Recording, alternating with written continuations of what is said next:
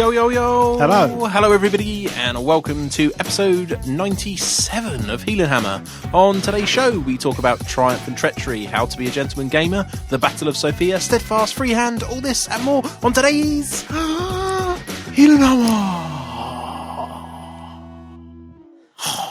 Wayne. Never gets boring. Wayne, how's it going? It's going really well. It's freezing in it. Yeah? See, I'm boiling I've got my now. coat on, man. Once you get into talking, you'll be totes fine. Totes fine, mate. Don't. I'm boiling now, but I am sitting in this awesomely thick jumper, looking ready for Christmas. So yeah, it's all good. So how you doing? I'm really well this week. Yeah, it's all good. I'm always really well, but I'm just, I'm even more well, even happier than I usually am. Don't know why, I just am. Good. I'm powered by Relentless today, so it's all good. And we are sponsored by Og Games, so check them out for all your hobby needs. www.oggames.co.uk. Especially this time of year when we've got Christmas coming up, they do the perfect Christmas gifts in your board games and sort of ad hoc games that people would like to experience over Christmas. I've got a bit of a family do going on at Christmas, and I'm sure we'll probably crack a few board games out. So check that out. Especially if you're a geek and you're going to be having it on your own. What better? Invite some of your other geeky mates who've got no missuses or anything round to the house and have a good... I think we're getting together over Christmas, aren't we? Probably. I don't know, you need to speak to my social planner, Mrs. wife, Heelan. yeah. Yeah, exactly. Yeah. I think we are at some point. So if you do want an extra bonus for your... For this time of year, make sure you check out the Og Games and use the code HeelanXmas. That's HeelanXmas.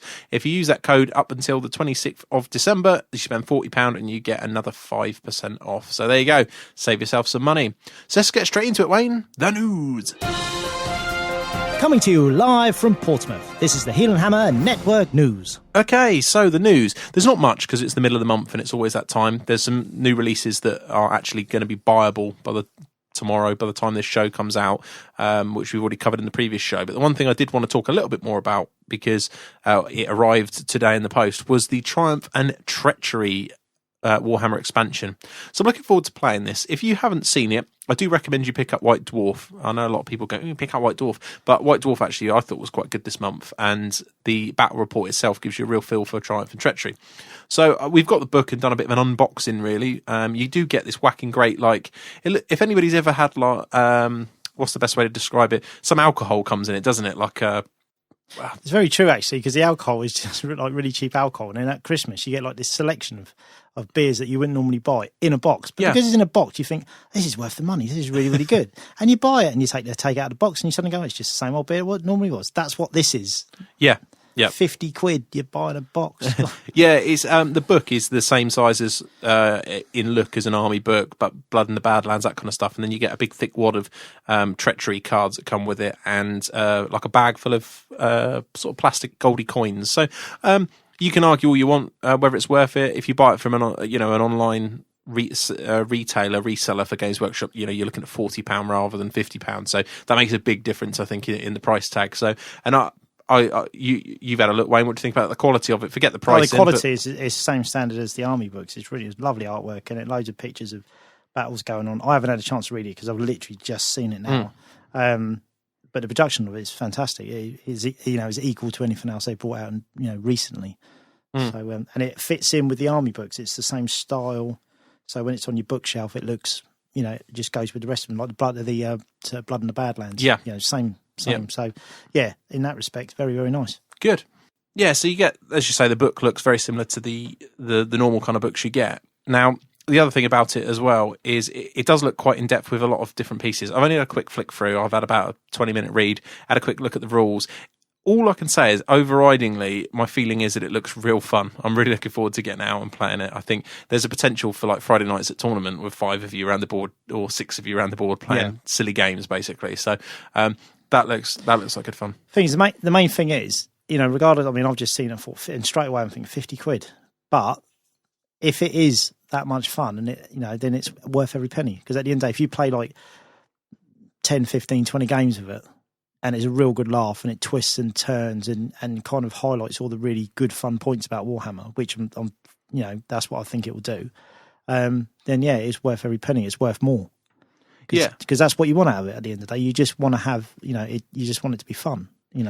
Yeah, I agree. And looking at the the book and the scenarios in there. There's lots of different things, lots of information on races, and quite a bit of like fluff and backstory and stuff. I'm really looking forward to having a read of that. So we'll have a bit more of a detailed review, I'm sure, when we get round to playing it. But I think in a couple of weeks' time, I saw a picture of Queek Headtaker in there, so I assume there's some extra gumph about him. Yeah, there looks like there's a bit for every race, so that'd be quite fun. But yeah, it looks really quite good. So you get the tokens, and the way it appears to work is you have 3+ players. To say, I like the idea of 4. 4 sounds good to me, because you get sort of on most boards you'd be able to deploy a corner each. Yeah.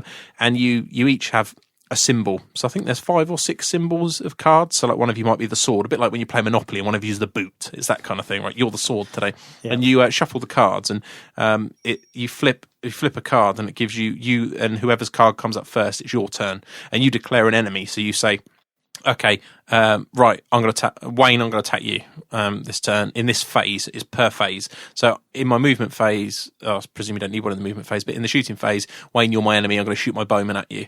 In the combat phase, I know you would need one in the movement phase, obviously, to charge, but you can only ever do it with one player, so I'm presuming that's there for simplicity. So you don't. So everything you have has to be directed against one player. One player, but it's per phase. So you could shoot one player and fight another player, and that'll be fine. Right. It's got some interesting rules for simplicity. I think they just cut out all the rubbish. So if you're the one that confuses me most, but makes sense from a simplicity point of view, is if you charge. Let's say we've got a mate called Steve. You've charged Steve's unit. You fought around a combat, no one breaks. I then, in my turn, declare Steve as the enemy and charge him. You don't attack or do anything in mine and Steve's turn, even though you're in that combat. You just don't roll any dice. You don't. None of your ranks, banners, nothing count. Right. It's literally like you're doing nothing. And then if I break, you still don't do anything. And so they always maintain during the turns. It's still a 2-player game, basically. Right, it's just the others interact via these cards. So to simplify it, yeah, and you can have, say, cards that you can play. You know, all the other people around the table might think it's quite funny to start playing like debuff cards on them, so that they have to re-roll successful hits. And there's a lot internally where people can, you know, if you're one of the if me and Steve are fighting our combat, and I think I really could do some points. Has anyone got one of these cards that makes them re-roll or something? Anyone want to debuff that unit for one of my coins? Because the way you win the game is by victory points, but it's victory points rounded to the currency. So there's coins worth 50 victory points sort of moving up. Yeah. A bit like Monopoly with your different money.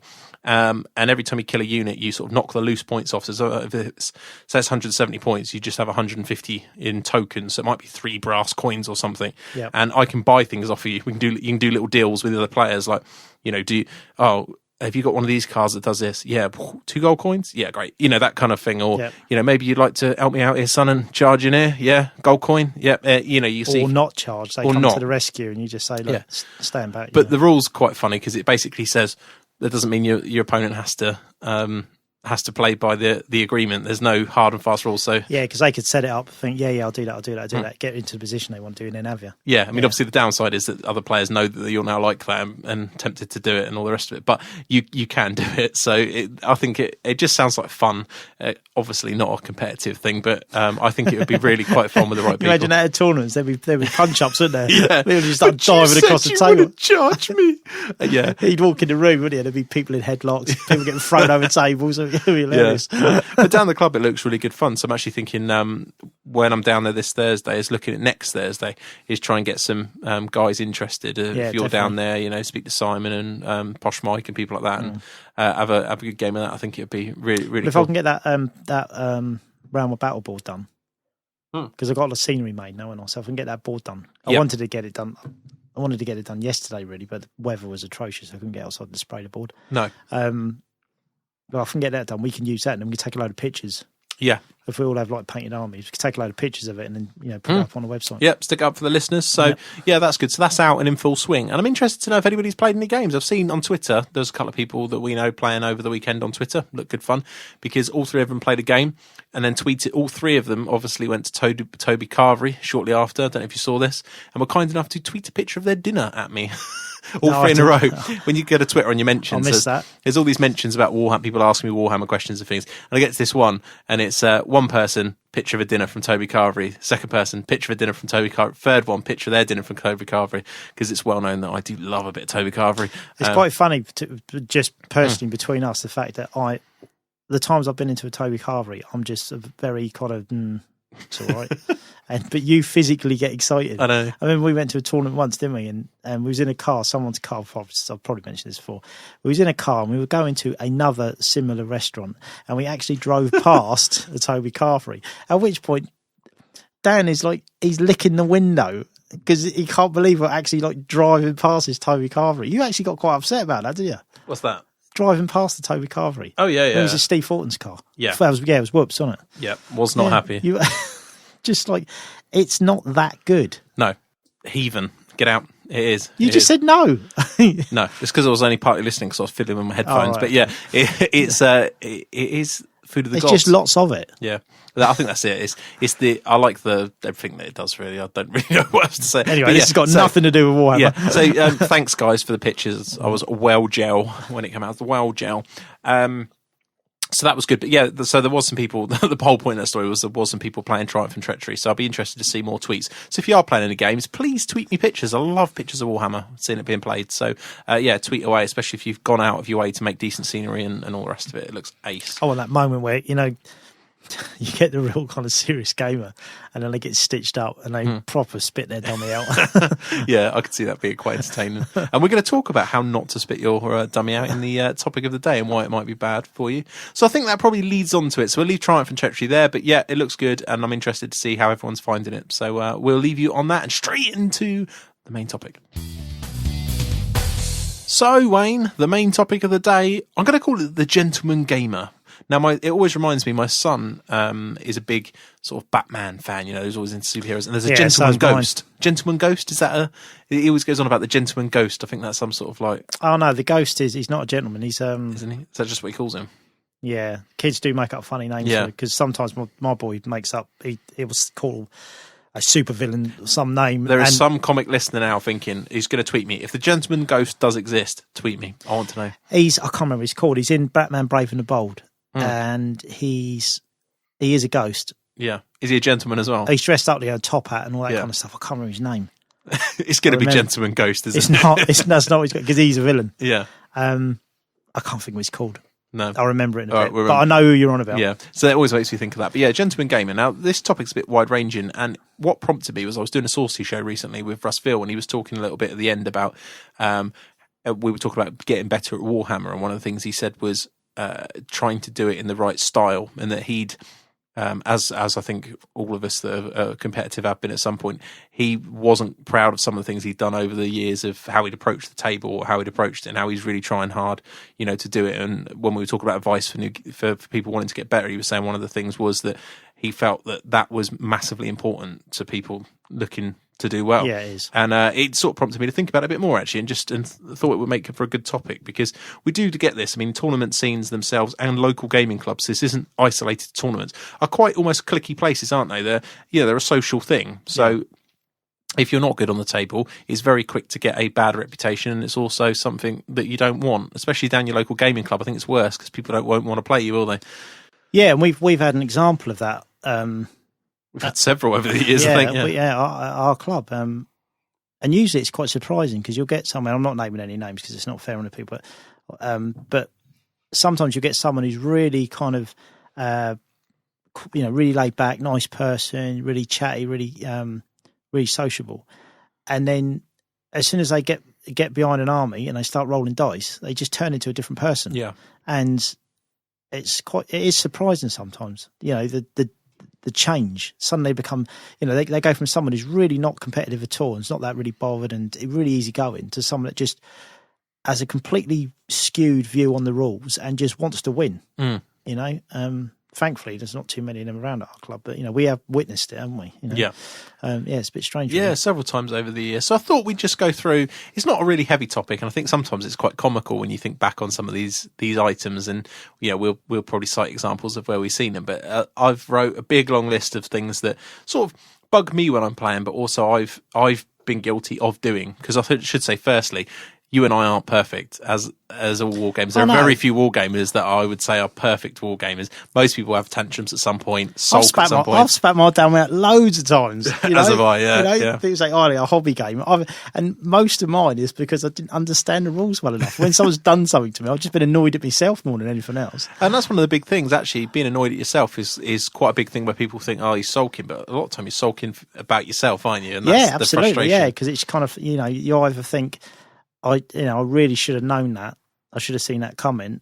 And then you just think, and then you kind of, it's that realization that you're not anywhere near as good as you think you are, and it's been made quite obvious. Yeah, well, that was actually one of the points that we were talking about. That I think it was the point that started that conversation with Russ, was about that, is when you're learning to be better and you end up playing better people, is not throwing your toys out when you get caught out, or going about asking them to show you the rule the right way, which is a couple of points I've got in here. So let's pick up the first one you said.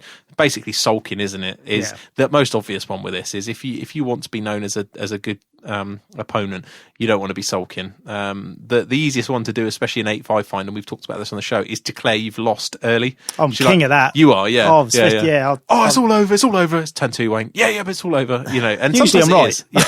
In fairness, I'm quite good at calling the game, but that's mainly down to the fact that I know that I haven't got the skills to get out of the predicament that I'm in. So calling it isn't such a, it's not that hard to do in my case. But I mean, saying that, recently I've really tried to make it. Don't get me wrong, I still do it, but I've really tried to make an effort not to do it, because I know it's my biggest failing. Because your opponent doesn't want to hear that. He doesn't want to, if he's doing really well and it's like turn 3 and I turn to them and I say, it's all over now. That's not, they don't want to hear that, because basically that way, if you end up winning or getting a draw, it's kind of like you're telling us, oh, you're not very good, are you? You should have had me then. Yeah, that was something I noticed myself doing a year or so ago. Really, is you get this bit where you're like, wow, that's the game. That was the phrase, oh, that's the game. It's like in 8th, it isn't always the game. And also, I now find quite a perverse thing in just playing it cool and being like, yeah, it's fine, don't worry about it. When they're like, oh, sorry, mate. When you've had like really bad luck and your opponent apologises to you, you're like, it's fine, be fine. Tote's fine. I always know when you're in trouble, because that's what you do. Exactly. As soon as you look at me, it's fine. Nah, it's no bother at all. I'm like, he's in trouble. He's struggling it because he's making a big deal about it. You do it the opposite way. But that just comes with, like when I play you, I don't ever play your army. I play you, don't I? I play basically I play you just off your body language, because the way you play, like it's like poker. Like, I know more about what you're going to do or what you're not going to do by your body language, because I ain't got a clue what you're doing with your army most of the time, but your body language tells me pretty much what I need to know. So if you're acting in a certain way, I know I've lost. I know it's over like in 2 turns or whatever, because just the way you are. But then if I'm not going to say, but if there's certain things that you do, I know that I'm in with a chance. Because I know you're uncomfortable. It's all part of it. Yeah, it's all part of the game. But that is true. There's been a lot of discussion over the time. I remember listening. I can't remember. I think it was just tournament chat. Yeah, but people's tells, taking poker as an example, where people know whether you're struggling, whether you're up it or whatever. Yeah, absolutely. But yeah, it's always interesting. But so yeah, that's one thing. But yeah, I suppose that whole throwing a strop would extend to dice throwing. We've all done it. You did it down the club the other day. That was funny though. I've gone through so many artillery dice. I can't imagine. There was that story. No one's owned up to putting those dice in my bag. The Maelstrom dice. Yeah. No one's asked. Who said they were Maelstrom dice? It wasn't me. No, you need it. Now I know about it though. Every tournament I'm trolling you with that. I'm going to go around and find some dice. Someone put them in there. I'm going to find them. Chris Tomlin at the Black Sun, send me some. Going to end up in Wayne's bag. So yeah, there's the throwing dice, and I think a lot of this it depends on the environment you're in. And I'm going to mention something else in a minute about this. But so in our club, if I'm playing you and you launch a dice, I don't think anything of it. I think it's funny. Yeah. But if you're playing certain people and you're in a tournament, you don't know them, and you start launching dice, I think people get a bit like, what's going on here? Like, did I tell you about the ETC where I nearly hit a kid throwing an artillery dice? Yeah. It's that kind of stuff. You have to be a bit conscious of where you are when you do these kind of things, especially if you hit him. Well, they all said I did hit him, but the dad said I didn't hit the kid, so it was okay. But yeah, you just have to be a bit careful with where you are. But so there's that, and I would say in with that goes things like swearing. Now, I swear on mic, we don't swear. in real life, I can go through periods of swearing intensely in small periods of time. And when I play Warhammer, if I'm against the right person, I will swear at them the whole game, especially if I'm losing, just for fun. Yeah. And if you're playing against the right person, but that's it's all totally players fine. that you know, and you know they know how to take it. I mean, we've played games where if someone came over and didn't know who we were, they probably thought it was just about to kick off. Yeah, we're giving each other so much abuse, but it's all it's all fun. I've seen you play Ben Diesel before, and you're probably you're at each other, and it's funny. I mean, Terry down at club, actually, you were playing at, I think it was South Coast GT. That's Pompey Pillage. Sorry, obviously not there. Yeah, Pompey Pillage. And he came over, so I was obviously on another table, much lower down, and he came over and he said, I think it's just about to kick off with Dan. I said, what's it? He goes, he's playing Ben Diesel. I was like, yeah. I said, he loves playing Ben. He said, oh no, he said, it's getting really serious. They're really having a go at each other. I think it's going to kick off in a minute. And I'm like, seriously, Terry, it's all right, it's fine. But he was really concerned. Yeah, it is though. It's that kind of, people, you can do that. But I think in people's lists of pet hates, I have seen over the years where certain gamers have said they didn't like a level of swearing in a game they'd played or just around the event. So I think, and it's the same down your gaming club. I mean, I'm conscious of it, especially the last couple of weeks at our club, because you had some proper youngsters in, there's a lot of kids like sub-teens, aren't they? Yeah. With a couple of them playing like someone's grandchild and everything else. And I've been conscious of, throwing the F-bombs around. But I think we're quite lucky with our club. I mean, where we've got kids, when we're in a sort of an adult environment and we know it's kind of okay and people are comfortable with it, then we do. But when there's kids around, it's that mechanism, isn't it? When the kids around, you just don't. No. You kind of switch it off and it doesn't happen because you don't want them to hear. No. And when you've got kids, you get very used to doing that. You think? But we're lucky. Well, I'm better than you are. Yeah. You're older and wiser. There you go. I know. I think the slap from my missus probably just hurts more than yours does. Yeah, that's true. No, you just get you get used to doing that, don't you? I mean, we was example. We was not that long ago. We was in a pub. I mean, there was a group of us. It was a Saturday night tournament. I think it was Blood and Glory, and we were all laughing and joking and swearing and all that because we was in a sort of table on our own. And then a family came in. And they had 2 or 3 kids, and they were sitting there. And some of the lads, I wasn't drinking because I don't drink. But some of the lads were drinking, and obviously they weren't aware of what was going on. And we had to sort of, I remember, we both at some point said, felt uncomfortable about it. Watch your language because there's these kids behind us. And they weren't, to be fair, they weren't aware. And they kind of looked around and goes, okay, and they stopped. It's the same thing, isn't it? Yeah. Because as well, you get a lot of guys now that are bringing their kids to tournaments. Whether just to watch or to play. And sometimes I've played at tournaments before where it's almost like it's a singles event, but they brought their son along, and the son isn't quite old enough to maybe be let loose playing on his own, so they're almost playing as a double. Yeah. Well, I had which is fine. I don't mind that at all. Back many moons ago, my younger brother came and played in a pillage when he was 13. A couple of them, and. Yeah, he hung around with me, so he would have been he's comfortable with swearing. But there are plenty of people that aren't. So I think that's one thing just to bear in mind. If you're playing the right people, that's great. But it's also not just that; it's making sure of your surroundings. I think because you could be playing somebody, but obviously if you're shouting at your opponent jokingly across the room, the other 10 people around you are going to be able to hear what you're saying. So I think it's just a case of just being careful with everything else. Well, I played at Pompey Pillage. I played Greg Day, who I'm actually playing not this week but next week, and he's really quiet guy, really softly spoken, and just really there's no kind of he really thinks about what he's saying before he says it. He's very softly spoken, very I won't say timid, but he's it's that really.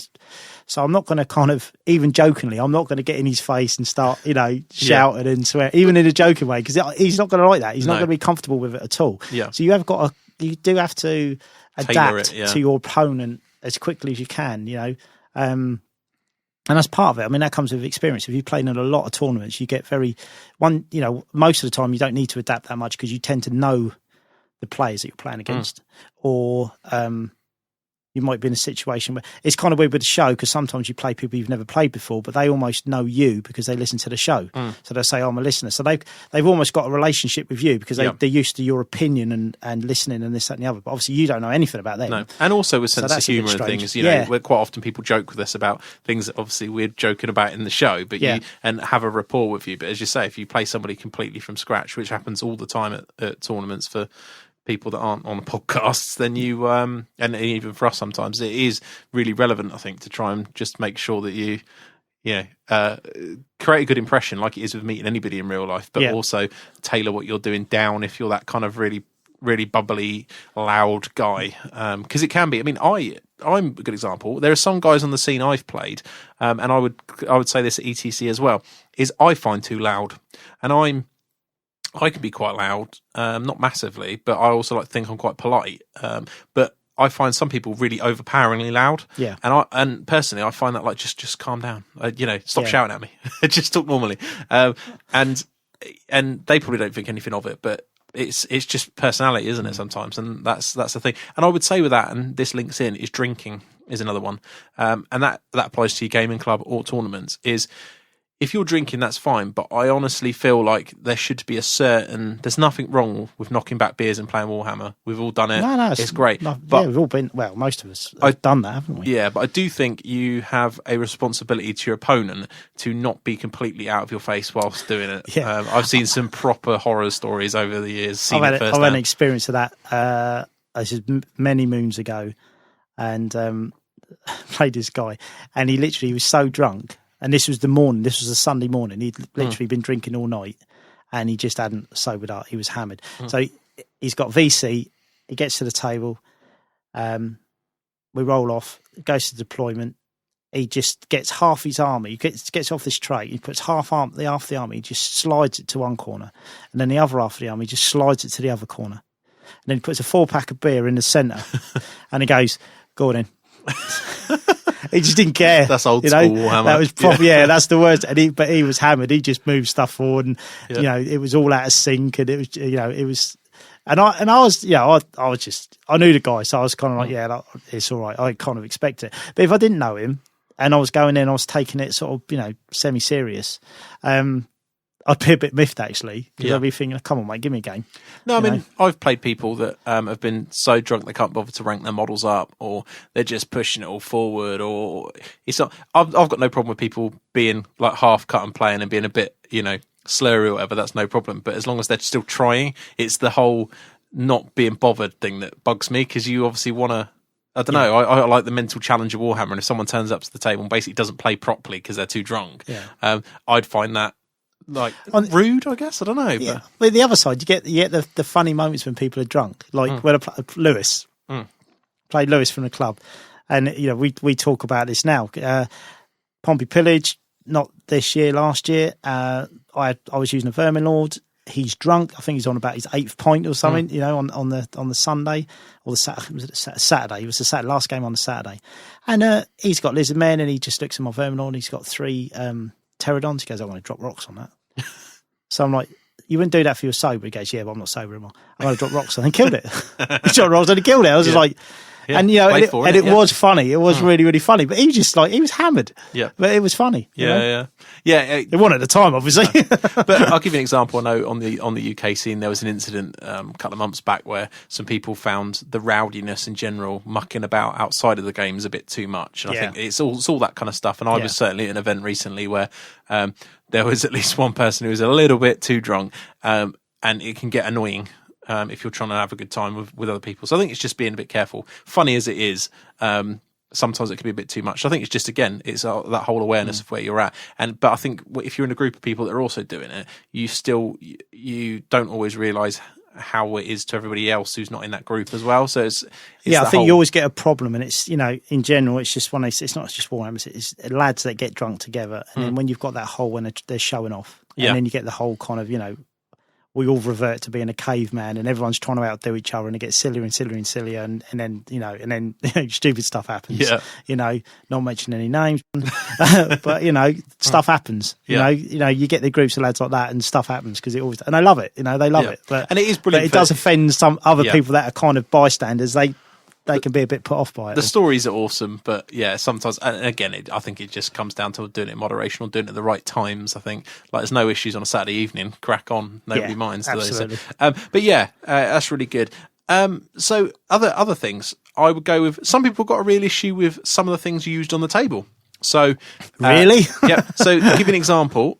Dice, not the ones you're thinking of. I've played people with tiny dice that want to roll batches of, the little tiny ones. I don't mind them used as wound counters because obviously you don't pick them up because they're good little markers. Yeah, that's fine. But I've played people rolling 30 dice like that, and like my eyesight's not great anyway, so they're really hard to see. Yeah, that or casino dice. Some people have an issue with casino dice because they're just massive. Annoying, aren't they? Yeah, it's like bang. Well, there's nothing wrong with them. Or metal dice, bang, bang, bang. Yeah, they're just weighted ones. Yeah, weighted ones.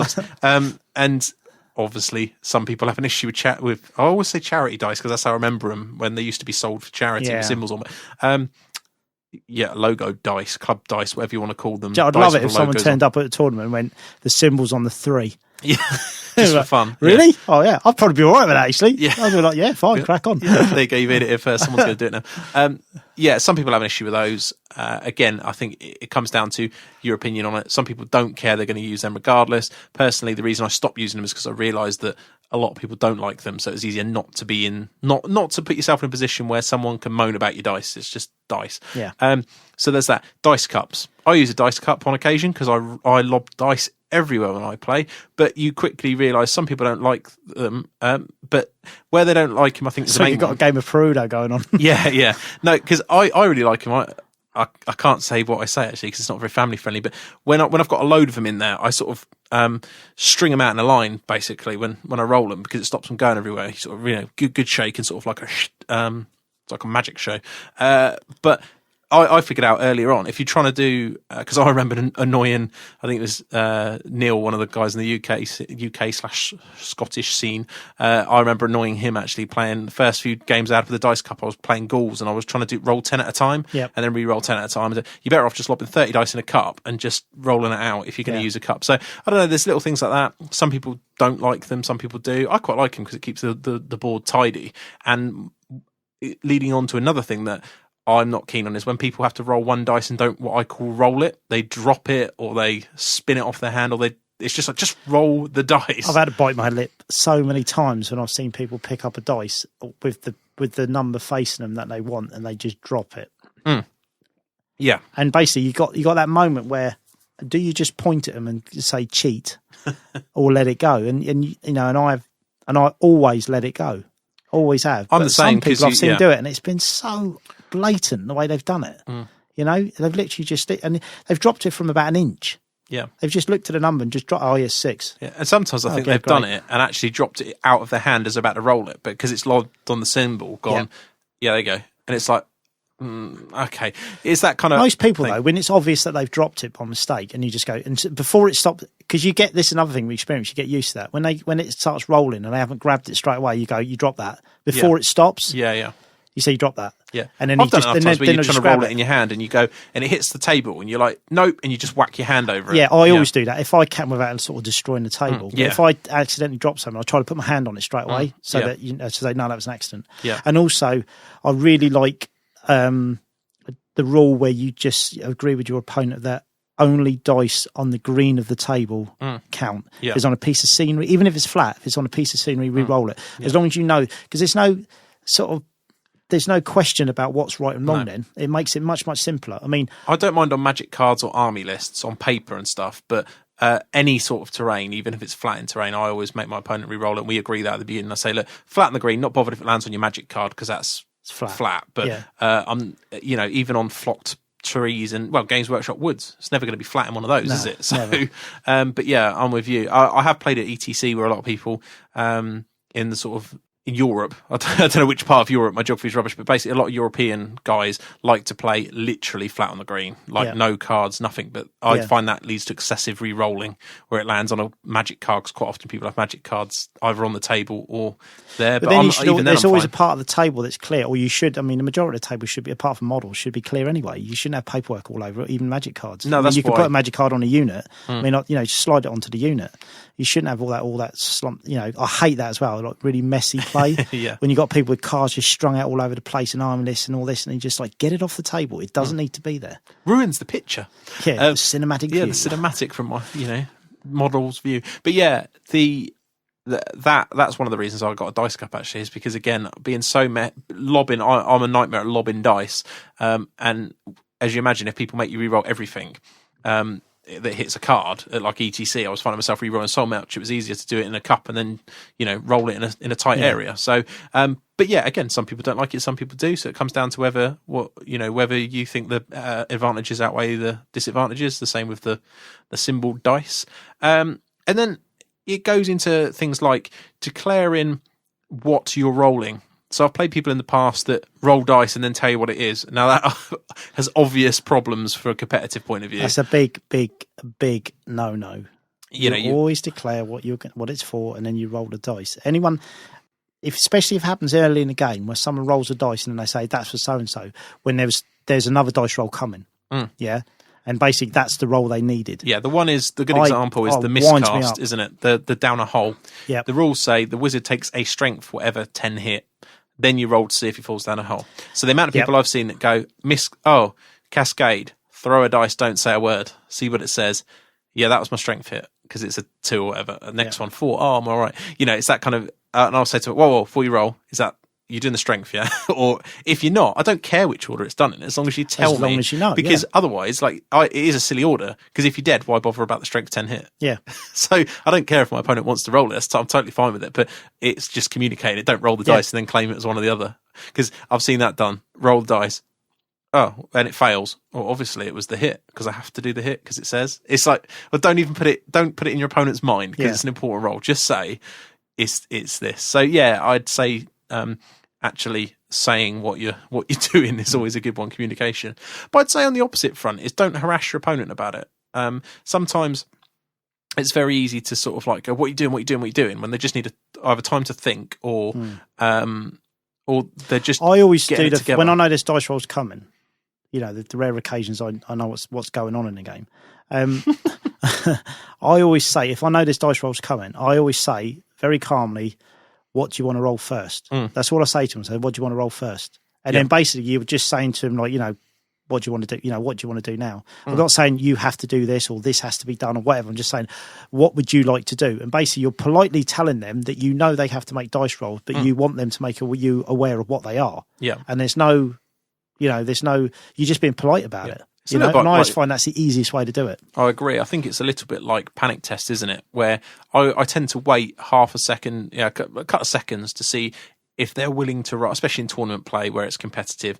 I like to think nobody does it deliberately, but I think on occasion when someone's thinking about what they're doing next, you forget about taking a panic test on one of your own units. A lot of the time, it's like Lizardmen players will do it because they know in their head. Like I used to do it all the time on Lizardmen. Someone calls a panic test, I wouldn't even think about rolling my own unit because in your head you've already passed it. 3d6 cold-blooded 10. You're like, it's a waste of dice, but you just I'm already thinking the next step ahead. But I find like when I'm playing with Undead, where everyone else is so panics. Almost like it's I haven't got it. You almost like get better at picking up on people not doing it. But as you say, there's ways of asking. You just say, pause, wait to see if they do it. Because I think there's nothing more annoying than if somebody keeps saying to you, "Take your panic test, take your panic test." It's like, I know, I just taking my models off first. I love the prompt where you're not actually asking them to do it, but you are making them aware of it. The really good prompt for that is if you know they've got to take a break test, right, and they haven't taken it yet. You look at the unit and you just say, if that flees, which direction does it go? Yeah. And then you kind of work the angle. You go, it's the center unit, is it? So it will go that way. And then your opponent, because they're involved in it, and they go, yeah, that's right. And then they make their break test. You're not telling them to make a break test. You're telling them about, what happens afterwards? Yeah. Yeah. And it's just it's a very polite way of saying, take your break test. But, it's just, I just find the psychology of Warhammer in how you conduct yourself is a massive, massive thing. And I've slipped up many times when I haven't conducted myself. I've been disappointed with myself after games. I thought, what, I should have behaved better than that. Not like I've been trying it on or cheated. More kind of disappointed with my own reaction to my own bad luck or my own sloppy play. Yeah. And it is an art. It's something that I've had some games where I've absolutely been battered off the table, but I've been chuffed to bits with how I conducted myself. Played right to the end, gave my opponent the game and kept plugging away, never got downhearted, just stayed with it, and walked away from the table and gone, I was really sort of proud of myself because I played to the end and I never got a downer. I mean, don't get me wrong, I've had games with you. I've played with you and it's been like turn, it's over, and had a right old sad on.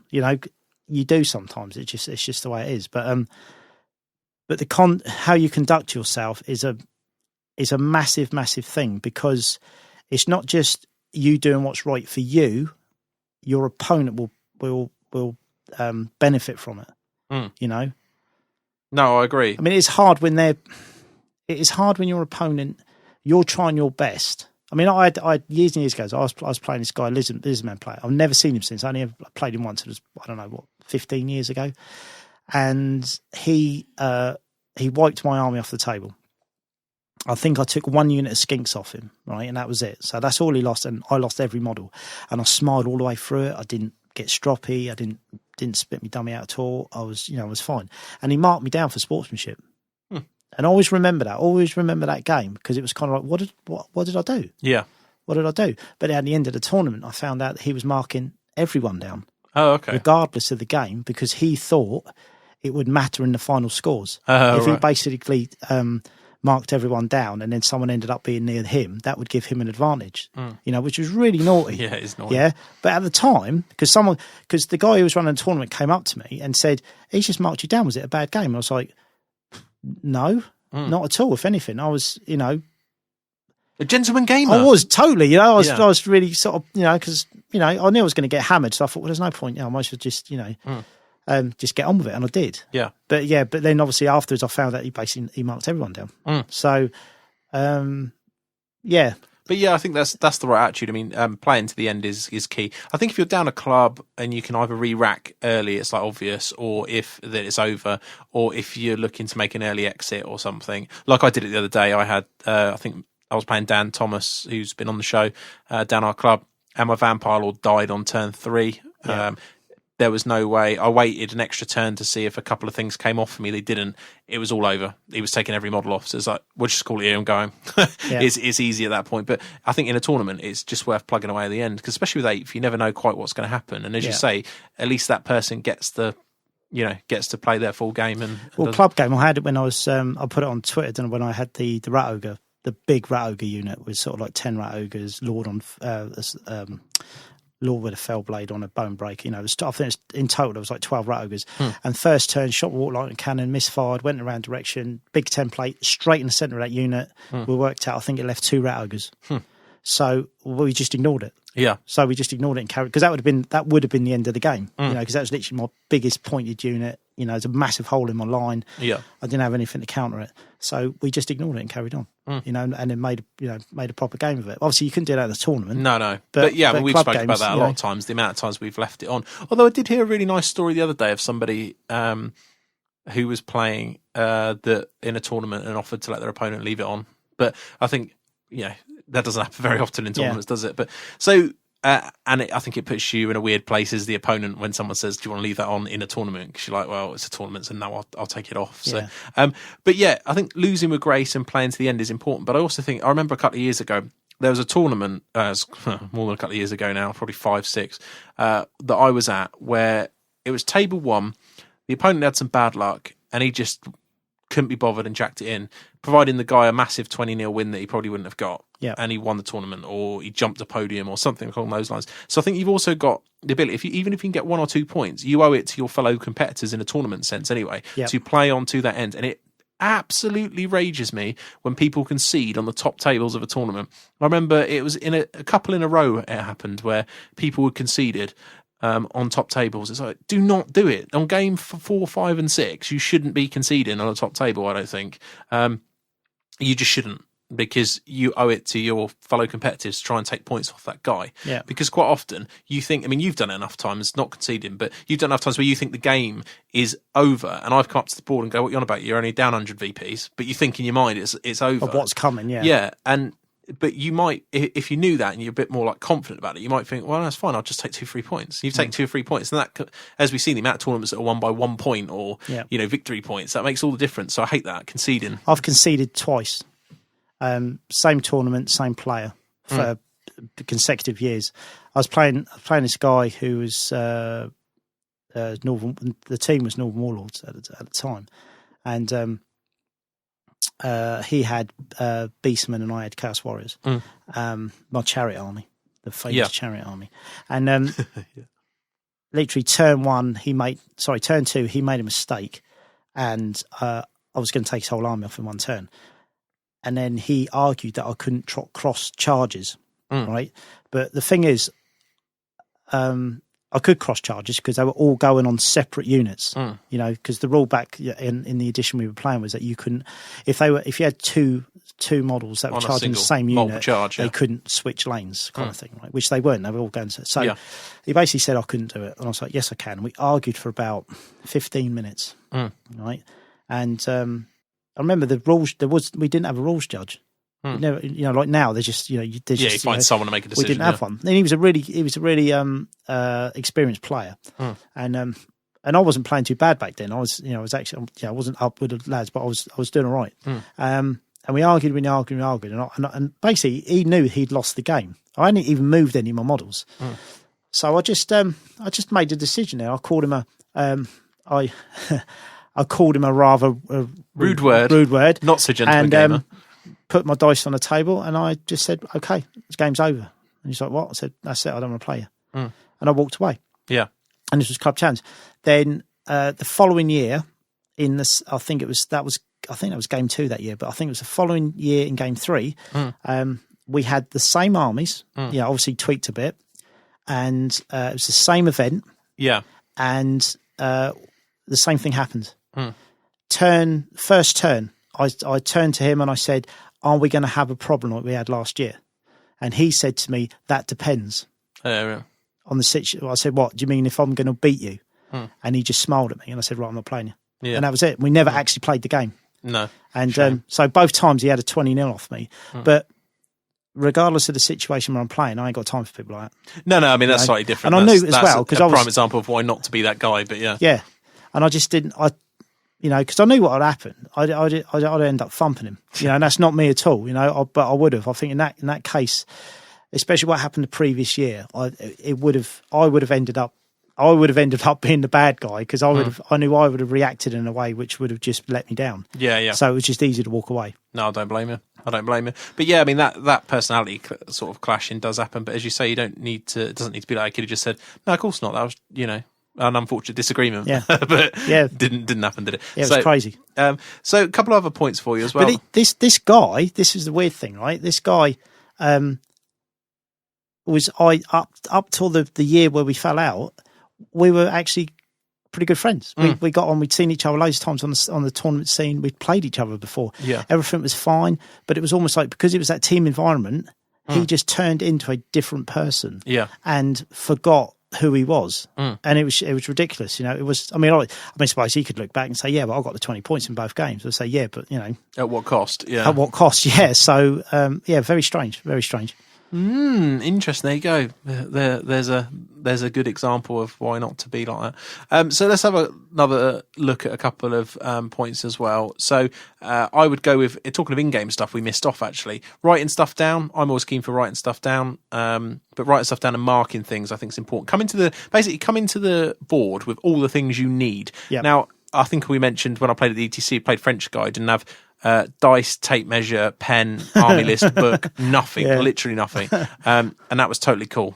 For me, it's just rude. I like my dice, I like my tape measure. If someone wants to use them, that's fine, but I'd prefer they didn't. I don't know why. It's just, I don't know, it's like it's part of the fun for me. I'm packing all your little dice and stuff. And yeah, people get very personal about their stuff, don't they? I love the one when someone wants to use the whole club dice, and then you just say to them, "Oh, that's great, yeah, that's right, yeah. Well, I'll use your dice as well." And then they're kind of, "Oh no, I like to use my own dice." Well, so no, get a dice cube out. Wayne's favourite, yeah. But it's a bit like your mug at work, isn't it? It's your mug. Don't want to see anyone else drinking out your mug. That's different. Now. That's hygiene. No, it's my mug. But I don't know. So I always think that people come into the table without relevant things like Isn't a pen yours and the mug else. with all the naked ladies on it? Probably. Yeah. All right, It's nothing really, to do with the Titas in it. just randomly. It's really good. You pour water in it, and they've all got underwear on, and it disappears as the heat goes on the mug. It's brilliant. Not so good if you've got the wrong. Again, talking about tailoring to your audience. If you've got the right client in, that's some of the more higher age group. Feminist comes in, sits there, and goes, well, "What's going on with that mug?" I did it once before, and someone looked at me, and I forgot I had it in my hand, and I was like, "Yeah, gotta go." Anyway, so yeah, I'd say cards. Writing stuff down, pens, all that kind of stuff. Just general stuff. Remember the one that used to bug me about writing down the range of war machines. Oh yeah, you used to jot it down. I forgot about that in 7th. You had to guess ranges. Yeah, that used to annoy me. It says that guess range. You're not guessing. You're writing it down. Oh, I forgot about that. That was a brilliant one. It's almost like the club dice thing. It's brilliant. And of course, clear dice rolling. We talked about not just pointing out what you're doing, but also doing it behind your hand and terrain, and then picking it up very quickly. I've only seen that a few times over the years. Have you had the problem with the crystal? You get the clear crystal dice with the black dots. Yeah, and you've got like the strip lights, and people roll 20 of those in one, and you can't tell what they are. I had a set when I was about 15, I would have said, and I remember playing them down the club, and people couldn't see them. I couldn't see them, so they went straight out the door because they look like a really cool idea when you see them in the shop window. You're like, that didn't go. Again, stupid coloured dice and things. Just pick something easy. Losing with grace, we already talked about. Explaining rules with grace, you've pointed out as well, is a case of because in the heat of it, you can be like, well, show me in the book, man. Where does it say? Where does it say, Wayne? That kind of thing. But best way to do that when you're seething inside, you're really seething inside, but you're trying to mask it as best you can, and you want to see the rule, and you go, and you just look at them in the eye and you go, "That's amazing. Show me in the book. That's brilliant. That that's you make out like you love it, and inside you don't. You hate it. You're dying." I always find that as actually the toughest one to approach, which is. And I find it if you're playing newer gamers that query the rules a lot. Yeah. Because by about the 10th time of you being right, you're kind of like, do I have to show you, or can we just believe that I'm right on this? Yeah. And there's no problem with showing people the rules, but sometimes it's the way if you're being constantly questioned about it. And I never ask you to show me. I always go, "You sure?" And you just do. I used to, yeah. And then I go, "You sure?" And you go, "Wayne." Go, yeah. Okay, Dad. Right. Do I need to get the book out? Do I need to book you? And I actually think that's the hardest one. I certainly find that is if someone does it. And when you get queried, sometimes you're like, "Oh, okay," because finding the rule sometimes can be hard. I mean, I've refereed enough events to know that, and you've had it at the South Coast. People ask you questions. Actually having to find it in the rule book, the answer, but having to find it in the rule book is sometimes a hard thing, and then you need Appendix 4 of FAQ 5 or something. But it's always a running game at South Coast GT, and it's how many I can get right. Yeah.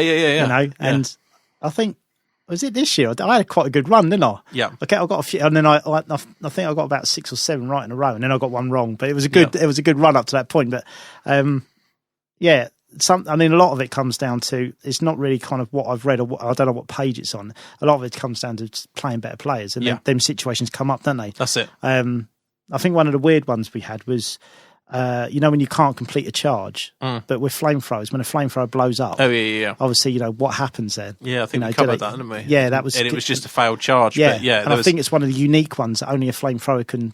Yeah, that situation could pop up with a flamethrower. So that was quite interesting. It worked out. It was quite a simple one to because it's still a failed charge.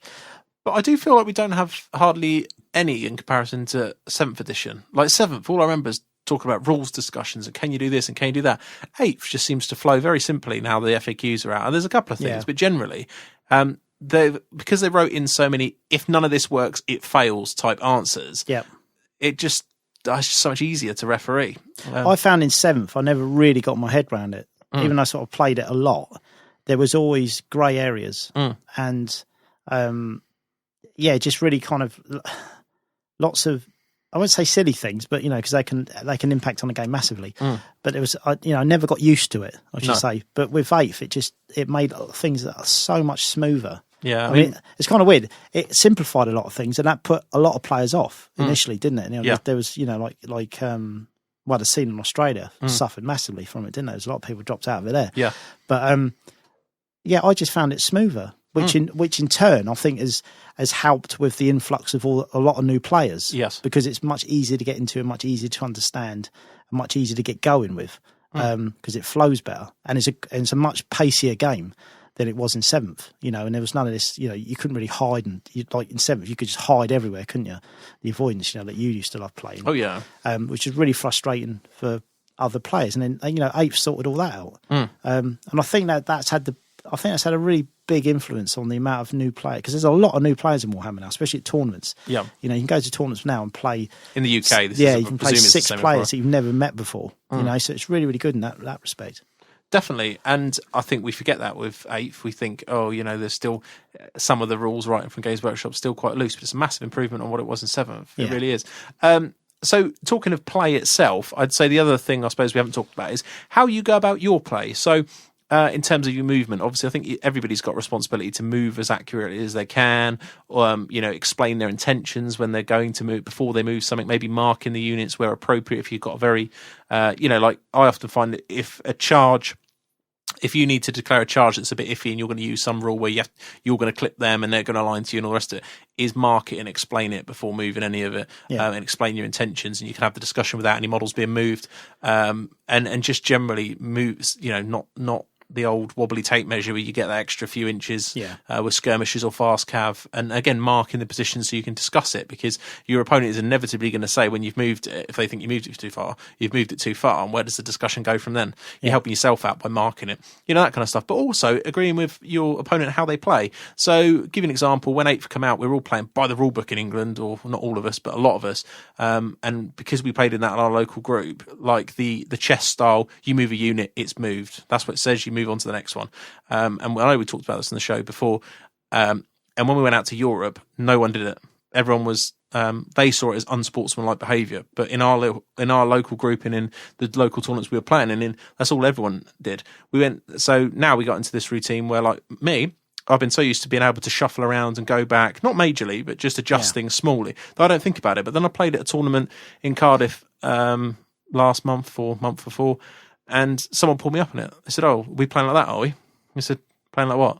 "Well, sort of take back." So I was like, "Well, it's not really a take back. I just moved the angle a little bit." And they're like, "Yeah." But to me, it doesn't... Which is right, yeah. Yeah, and it's like, well, you're not wrong, are you, actually? Yeah. But again, because so many of the UK players play like that anyway, the whole sportsmanship, well, you could have done it, it just saves time. The thing is, it's not sportsmanship, it's just loose, slack play. It's kind of like, I always think, because I've done it as well, we've all done it. I think... I like the whole chess style. Oh, I do. I must admit. I mean, I'm as guilty as anyone else for going back and changing angles and stuff like that. But I actually think it should be more. They should be more rigid with it, because I think Warhammer movement is key. Always has been. In every edition, it's all about movement. Movement, wins and loses your games. And having that whole, you go from one unit and then move to the next, makes it even more important. Yeah. So it makes you think more about right, you kind of don't look at one unit at a time. You've got to look at your army as a whole, and then kind of, and then work through your units. And I think it should be like that. I think, that rule was put in there for a reason. That, I think it's a good rule. I think a lot of it is most players in general find it uncomfortable. It's kind of like it's an inconvenience rule. Because they want to go back and they want to shuffle their units as I'm no different, and they want to kind of look at their army at the end of their turn and know that all of their movement is exactly how they want it, right? But I like that kind of like, well, no, you've got to get each bit right as you do it, and if you don't, that gives me the opportunity to get the jump on you, and vice versa. So I like that. It opens up more mistakes, which in turn, because you could be like a really, really good player, but if suddenly you make one, you make a mistake, suddenly that other player's going, I'm going to shout it. So I like that. I know a lot of people don't. I know I'm probably the minority, but I do like it. I'm either way. I started off playing like that because that's all what my friends and my local opponents were doing. And again, for the right reasons, I like it, because as I found, I remember going to the ETC the first year 8th was come out, where we first encountered this problem, and I had an orc player playing against me that wanted to shift characters that if he did it in the right order, he just could not physically happen. But he was just going to move it around and shuffle them all around. And I was like, well, you can't. You need to move it properly. And he was having a real hard time with it because he never plays like that. Yeah. And I think the counter argument is sometimes small mistakes that are within your movement should be able to be rectified. And also, slight, small, tiny adjustments are fine. Where I always had the problem was where people did it with the flyers. They moved 20 inches one way and then wanted to move it back to where it supposedly was and then move it 20 inches the other way. That kind of stuff for me is just really bad. But if someone wants to change the angle of their unit and they clearly add movement, then I'm okay with it normally. I do it. And I've got slack because of ETC, because they say it's sporting or whatever, then you get used to doing it. But yeah, it highlighted it for me when someone called me up on it recently. I thought, actually, do you know what? It wasn't that long ago where I was playing all the time like that, and I should go back to doing it like that. So a couple of last points then, I think, on this gentleman gamer thing. Moaning about dice, we spoke about, that's another one, is, on average, and, my dice. And because you never, ever, people who moan about dice never, ever look at either what they've done wrong or they forget when they've had good dice elsewhere a lot of the time, and it's like one thing out the whole game, and it might be the most important thing, but it's unfortunate how it goes. So I'd say moaning about dice is a big one, but I think that goes in with calling the game early and all that kind of stuff. And then I would say that there's two other last points I want to mention. One is not listening to preconceptions. So we've all heard of that guy on the tournament scene that's supposedly gamed this person up or cheated this guy or he's an idiot to play or whatever. And I hate it when someone tells me that just before I'm going into a game. At ETC, it happens a lot. Someone says, "Oh, you want to watch him?" Or the referee says, "You want to watch him? He's a problem." And then you go in with that negative effect on the game when actually you think, there's nothing wrong with this guy. I don't know what your problem is. We had a great game. I remember it with the Italians. First year, we got the speak from our captain, don't let them away with anything. They'll cheat you. Okay. And 1 year, my opponent got red carded because he was doing those things. But this particular year, he was one of the nicest guys I played. He was brilliant, really good fun. We swapped shirts at the end of it. One of the best guys I've played at ETC. But I went in the game with this massive preconception of I don't even want to be playing this game, and it's happened to me a couple of times at ETC, and I think it must happen all the time in UK tournaments or wherever you are in the world, or even at your club. Oh, you haven't played it. You're not playing him, are you? Because you want to be careful. He's a barrel of laughs, all that kind of stuff. I hate that. So I would say try and ignore what other people are saying as well, and just play what's on the table, because sometimes it's personality. Yeah, absolutely. I don't. If I've never played a player before, regardless of what people say, I always kind of keep an open mind. And most of the time, I found that it is a clash of personalities from them other two people. They just don't get on. But I find that even though it sounds like I sort of there's loads of things that annoy me. The thing is, there is loads of things that annoy me in Warhammer, but I'm sure that there's lots of people the same. But the thing is, I bite my lip because for the best, for the good of the game, I find that most little things that annoy me are just personal things. So if I was to voice them, I would be that guy. I would be coming across as a bit of an idiot, really. So I just keep it to myself. Yeah. And it's reading the person where you think, well, are they doing that intentionally? And if you don't think they're doing it intentionally, then you kind of go, well, it's not a big deal. It's fine. They're just, they're not doing anything really bad. It's just them little niggly things. But I think that just comes around with experience. When you played a lot of people in a lot of tournaments, you do build up kind of sort of little bugbears, little things that you're just not keen on, But if you're playing a guy that's played 2 tournaments, he hasn't got that experience. No. So you got to cut him a bit of slack, and and the same with I'm sure there's plenty of things that I do in a game that my opponents in the past have been like, why is he doing that? So it does work both ways, and it's you got to see through that, and if you can, it'll make a better game. Someone's blatantly cheating, obviously you can't let that go. Or if they've just been really, obnoxious or whatever, then and we've all had that. If you played if you played enough tournaments, you can get problems. It does happen, but and I've had both ends of the spectrum, massively both ends of the spectrum, and I've had it before where I've played people like yourself when they've said, "Oh, watch him, he's a problem." And I've come away from the game and gone, I don't understand what people are going on about. That was a great game. I'm sure we've all said it. Good time. I'm sure we've all said it to someone gone, oh yeah, have fun, or even that kind of stuff. Well, I'll have fun then, or something like that. And it puts a downer on it, where actually they could have quite a fine game with that person. So but then again, it might be let's say you got an example where the person who's told you watch that player, right? Now, when he played him, there was a total mismatch with the armies. Right, the person who's warned you, right, has basically been battered and knew they were going to get battered because of the mismatch in the armies, right? So he's been on a downer from the beginning of the game. He's got maybe a bit funny with the other guy. The other guy's thought, I'm not putting up with that. So he's got funny back, right?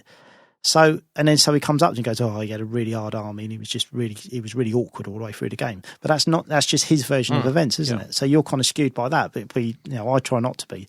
And then you do play the guy and you think, hey, no, it's fine. Because you didn't have the mismatch in armies. It was a much closer game and it was fine. Well, also it can be people's perception. You spoke earlier about I was having one of the best games of Warhammer I've had recently playing Ben Diesel at the Pillage, but one person who only knew one of us, who knows me quite well, obviously relayed that story as we were having an awful game, but we were having a brilliant game. Yeah. So sometimes it can be purely that way. I often find a lot of the stories that go around also get exaggerated as it does in any social environment, and that can impact on it. So they've seen someone cheat, or isn't, they probably forgot. I mean, I think we talked about it on a previous show when I was playing at the Pillage. There's a lot of people watching our game, and we both forgot loads of like silly things like attacks in combat and things like that because we were concentrating on what we were doing. And one of my pet hates with Warhammer and the whole Warhammer gossip circles is the whole he's a cheat because he forgets to do this or he does this.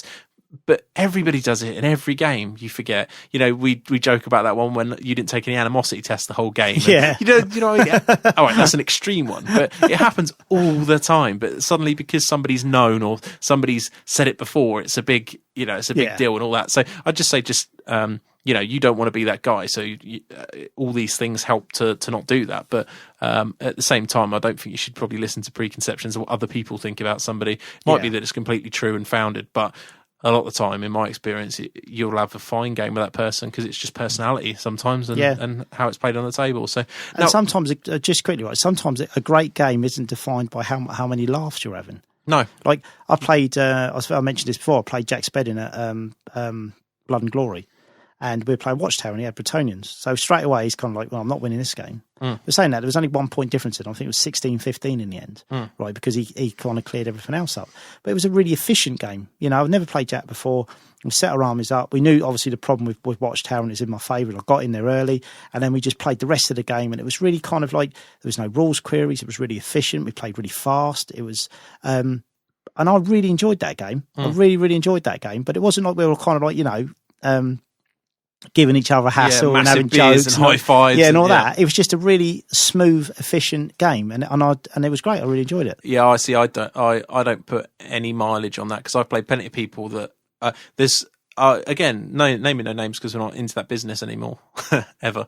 And but I've played people who are really on the beer and they're like, yeah, have a can of beer and laugh and joke. But I've not enjoyed the game because I would have rather they were a bit more down key, just got on with the game, and we had a good tactical game. And we can have a laugh and a joke and call each other names, but there's a degree to that where you're still playing the game and concentrating.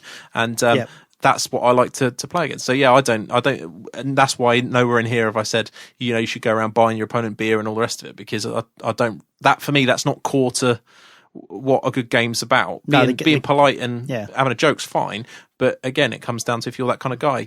I had several opponents you've mentioned over the time that I've seen you play, and I've certainly played them, are really quiet guys.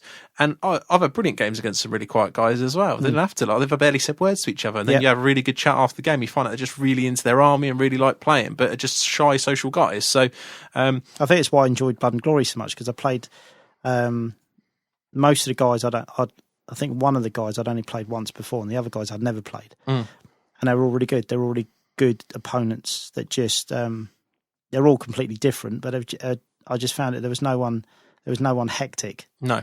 And it was just, I really enjoyed that weekend. It did come down. I think tournaments at the end of the day, regardless of compacts or house rules or whatever you want to call it, it all comes down to who you play. Same with the club. That's how you doesn't remember even need to be a tournament, does it? How you remember it, how you remember your weekend, all comes down to your opponents.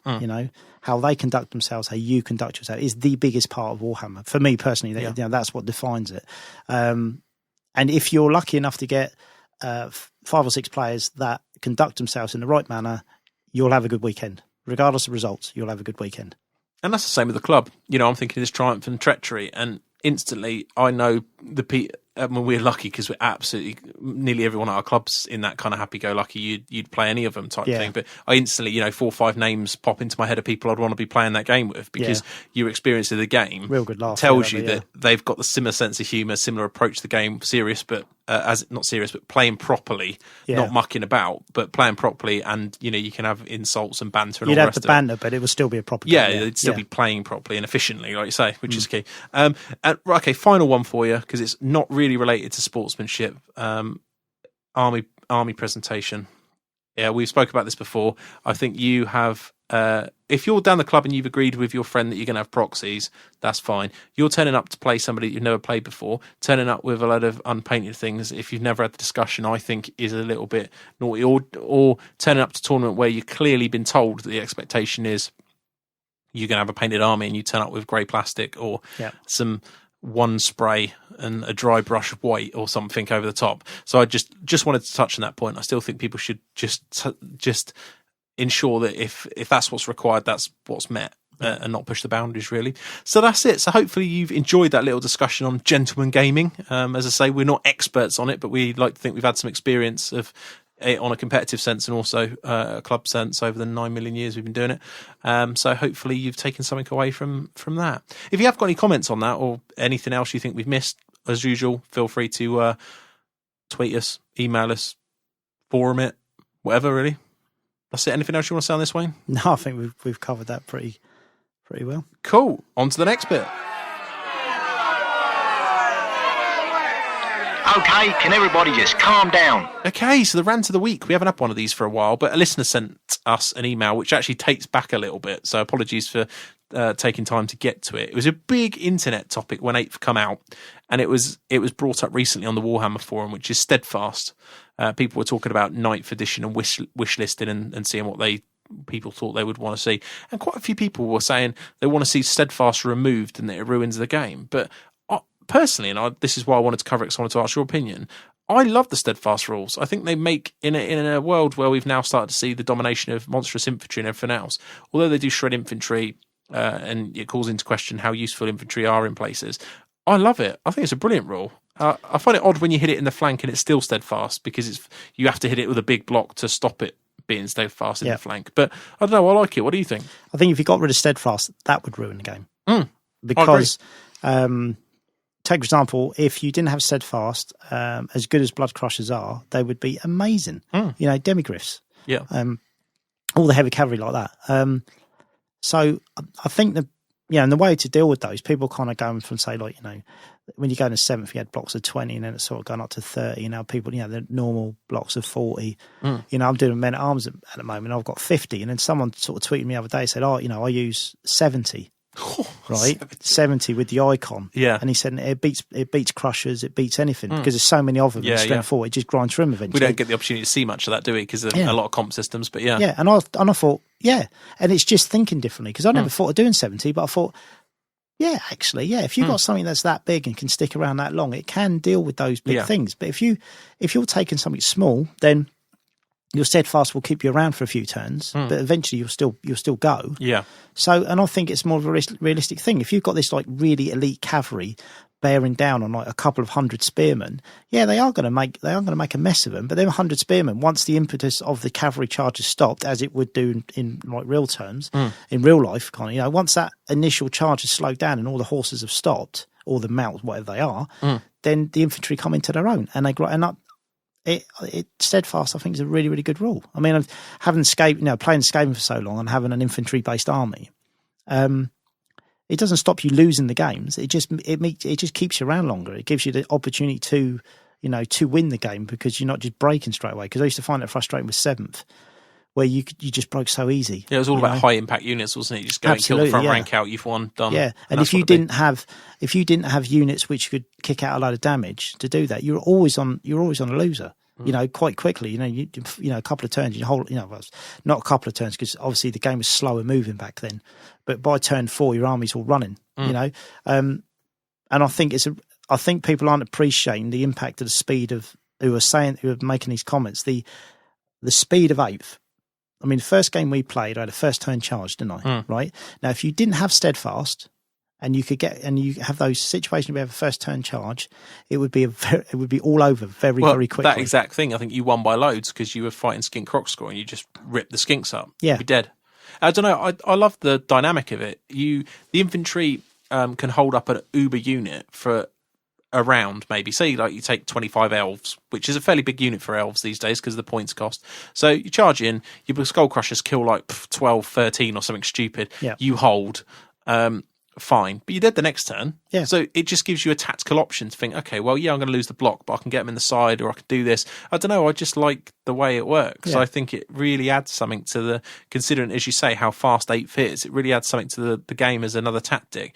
And okay, when 8th come out, the whole 3 units of 40 slaves being steadfast looked like it would be horrible. But there's so many things in the game that just destroy that so quick now that it's not a problem at all. The way the game's moved on, there's so many units that do that kind of damage. That people have adapted to it, haven't they? It's a small bonus, isn't it, basically? Yeah. I mean, look at Ogres. When Ogres first came out, I was like, oh no, they're the most broken thing ever. They're just terrible, terrible, terrible. Hasn't taken long for a pick. You don't hardly see. No. We don't hardly see Ogres around at all now. I really want to do an Ogre army to paint, but it just looks so boring and so uncompetitive at the moment. And I know the 2 Iron Blasters and Death Magic and stuff, probably okay, but it just looks dull. But for a time, they were amazing, weren't they? The big roundabout Mournfang cavalry. Yeah. I can't remember last time I saw any Mournfang cavalry. I actually seem to be playing them a lot recently, but again, like you say, because now everything that's out is beating them. Loads of elves with always strike first and the World of Strength. Yep. You've got Mournfang. Sorry, not Mournfang. Blood Crushers and Demigryphs all beat them. Yep. So it suddenly, as you say, you don't see a lot of infantry. So why is Steadfast a problem? So I really don't understand the ranting. So to answer the question, I'd say we both think Steadfast awesome, don't we? We wouldn't remove it. I wouldn't even touch it. No, I mean, it would be ridiculous to get rid of it because it's the equaliser. Yeah. I mean, if you've got, say, for example, the men at arms I'm doing, the weapon skill 2, the strength 3, or strength 4, obviously with the pole arm. A lot of the time the strength 4 doesn't matter because most of this big stuff's on a 1-up armor save anyway. So the strength 4 doesn't make any difference. But if you didn't have Steadfast, you're basically saying there's even less reason for taking these poor units. Have a look at monsters. Can you imagine a Nurgle Demon Prince going into a unit that with no champion, goes in, kills 4, thunderstomps for 4, 8 dead, you've got 3 ranks and a banner, you're down by 4. Yeah. Take it off. Yeah, exactly. Rinse, repeat next unit. It's just stupid. Yeah. So the things, it really works. They've countered it. Yeah, if you took Steadfast away, the things that are really good in the game would just be 10 times better. So why would you want to do that? No. I don't get the argument. Internet, you're wrong. So if you're listening, Games Workshop, I'm sure some of you do, please keep Steadfast in. Yeah, keep it. It ain't broke, don't fix it. No, excellent. Good. That answers that one. Get it? It ain't broke, don't. Oh, man, God, that was a good one. It was.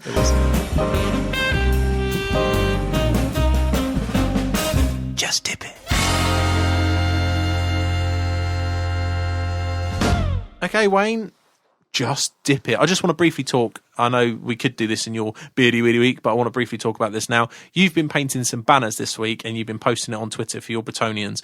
And a load of people, which surprised me and I know surprised you, asked you what you were painting on. So do you want to briefly talk about what you've been doing? Right, yeah. Back in the day before we had like all the plastic, the plastics the way they are now, and the banners that you get in the units, the ways of painting banners was either on paper. So you paint the banners on paper, or what I personally like to use was foil. I don't mean like the sort of like kitchen foil because it's too thin, but like Pringle tops, thick yogurt tops, those kind of things, heavy duty ones, where they've got like a texture to them. I used to use those because obviously once you've painted them, you can bend them to make it look like the wind's kind of ruffling through them, and the paint doesn't. If you gloss varnish them and then matte varnish them, the paint doesn't break or anything. The acrylics are really good for that because they kind of bend with stuff. Excuse me. So I started doing an old, because when I'm doing these Bretonians and I'm doing the Fireforge models, they haven't got like the big plastic banners on them. I've used a couple of Dark Elf banners, which I've scraped all the sort of the Dark Elf markings on, so they just look like banners. But then some of the others, I thought, well, I'm going to do this. I'll just do it the old school way. I'll do it on these yogurt tops. So I kept some of these tops. Basically, when I go to work and I take my sort of lunch into work, the yogurts that I just keep, I've got a stash of them now. So I thought, I'll paint a banner. So I started painting banner, and then I had a couple of people on Twitter said, "Oh, what's that on?" So this conversation started. Oh, it's it's a yogurt top. And people, then people guessing and saying, "Oh, what?" One person said, "What flavour's the yogurt?" Like that was relevant, right? I like it, yeah. But yeah, like a Pringle tops are good, stuff like that. But yeah, there was a lot of people that kind of like, "Wow, I've never seen that done before," and because of the amount of time, the length of time I've been in the hobby, and kind of going back to a time when that was pretty much the only way you could do it. I mean, like tomato puree tubes, Red Bull because they're thicker. Because they're thicker. So they're thicker and they're more pliable. They're a really good way of doing it because obviously you've got the thickness is sort of more relevant to models, Yeah. you know, like you get with the plastic. So that's a really good way of doing it as well.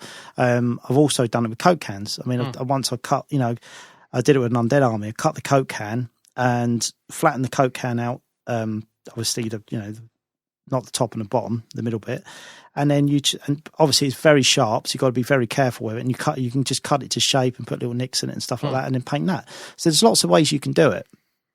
But a lot of this came purely because you didn't have the plastic banners. So there wasn't, you know, if you wanted banners, you had to do it. There used to be like a T section, didn't they? There was none of this pre-molded banner. It was like literally a pole with a bit that you super glued across the top as like a T shape. Yeah. I used to get like thread, and I used to wrap it around the pole.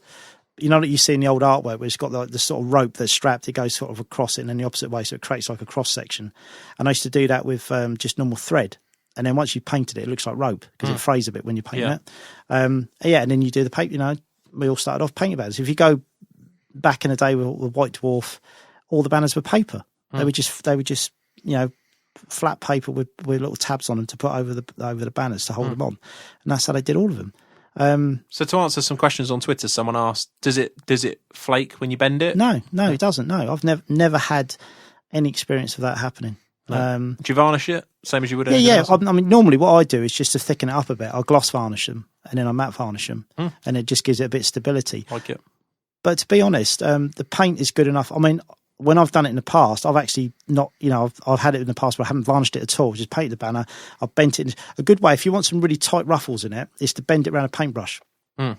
So if you want it quite grouped up, what you do is you bend it one way on a paintbrush, then you put the paintbrush to the other side of the fold, bend it that way, so it kind of goes like a snake, and then open it up a bit, and then you've got like a rough, you know, that's a basic way of doing it. But yeah, no, it's and the best bit about it is you're painting on a flat surface. Yeah. So when you're painting on a precast banner with ruffles in it, if you're doing kind of like heraldry, so you're doing checks and lines and stuff like that, you kind of have to work out to the ruffles where the squares are going. You know, It's not always easy because obviously if it's really ruffled, you know, they're not going to be straight lines, are they? No.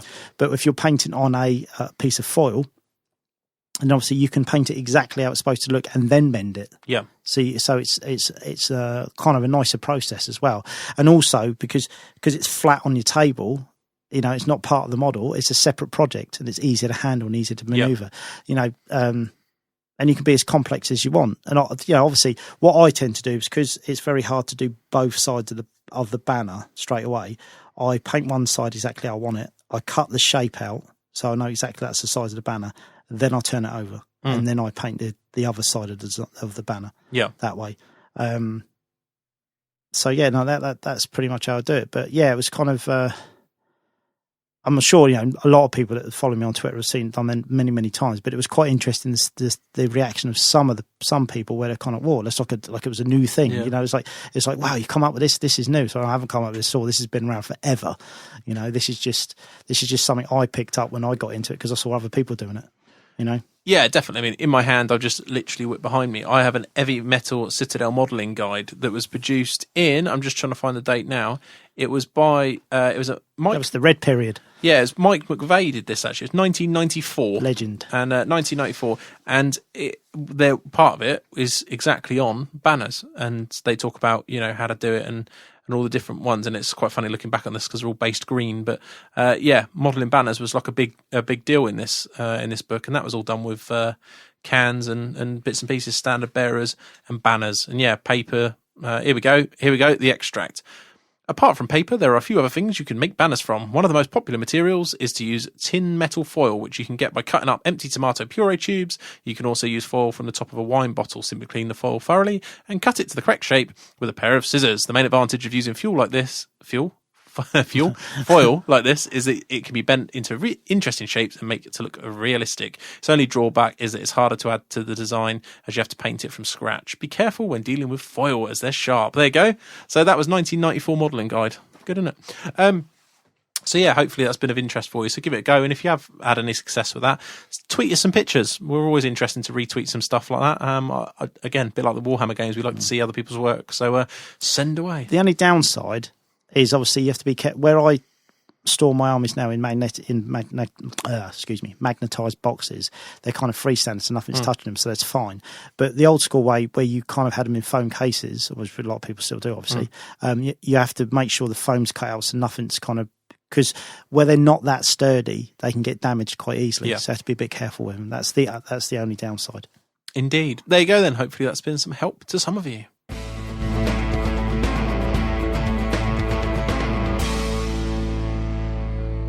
Okay, so in this segment, I'm joined by Steve Foote, the organiser, or one of the organisers from the Battle of Sofia event. This event we covered at the end of the show a few times, just talking about a big fundraising exercise. But those of you that are on Twitter and had the opportunity to see some of my retweets would have seen it looked like an absolutely epic game. So I've asked Steve to come on the show and tell us a little bit about it. So Steve, welcome to the show. Thank you very much. Before we start, because I'm always interested to talk about gamers, can you just explain to the listeners a little bit about your background as a gamer? You know, do you play tournaments? Do you play down a club? How long have you been in it? All that kind of stuff. Oh, blimey, I'll show my age now. I first got into it in first edition Warhammer, and then that kind of evolved into some historical micro armor and all sorts. I even played a bit of Epic back in the day. But then I got jobs and married and all that sort of thing, and I kind of came away from the hobby for about 15 years, but still role-playing and computer games and the other stuff. But when my son got old enough to drag me into Games Workshop and point to all the new shiny, I kind of went, ooh, this is nice. Yeah, I can remember this. And it just happened to kind of meet in the same time I bumped into another bunch of guys, and they were doing it.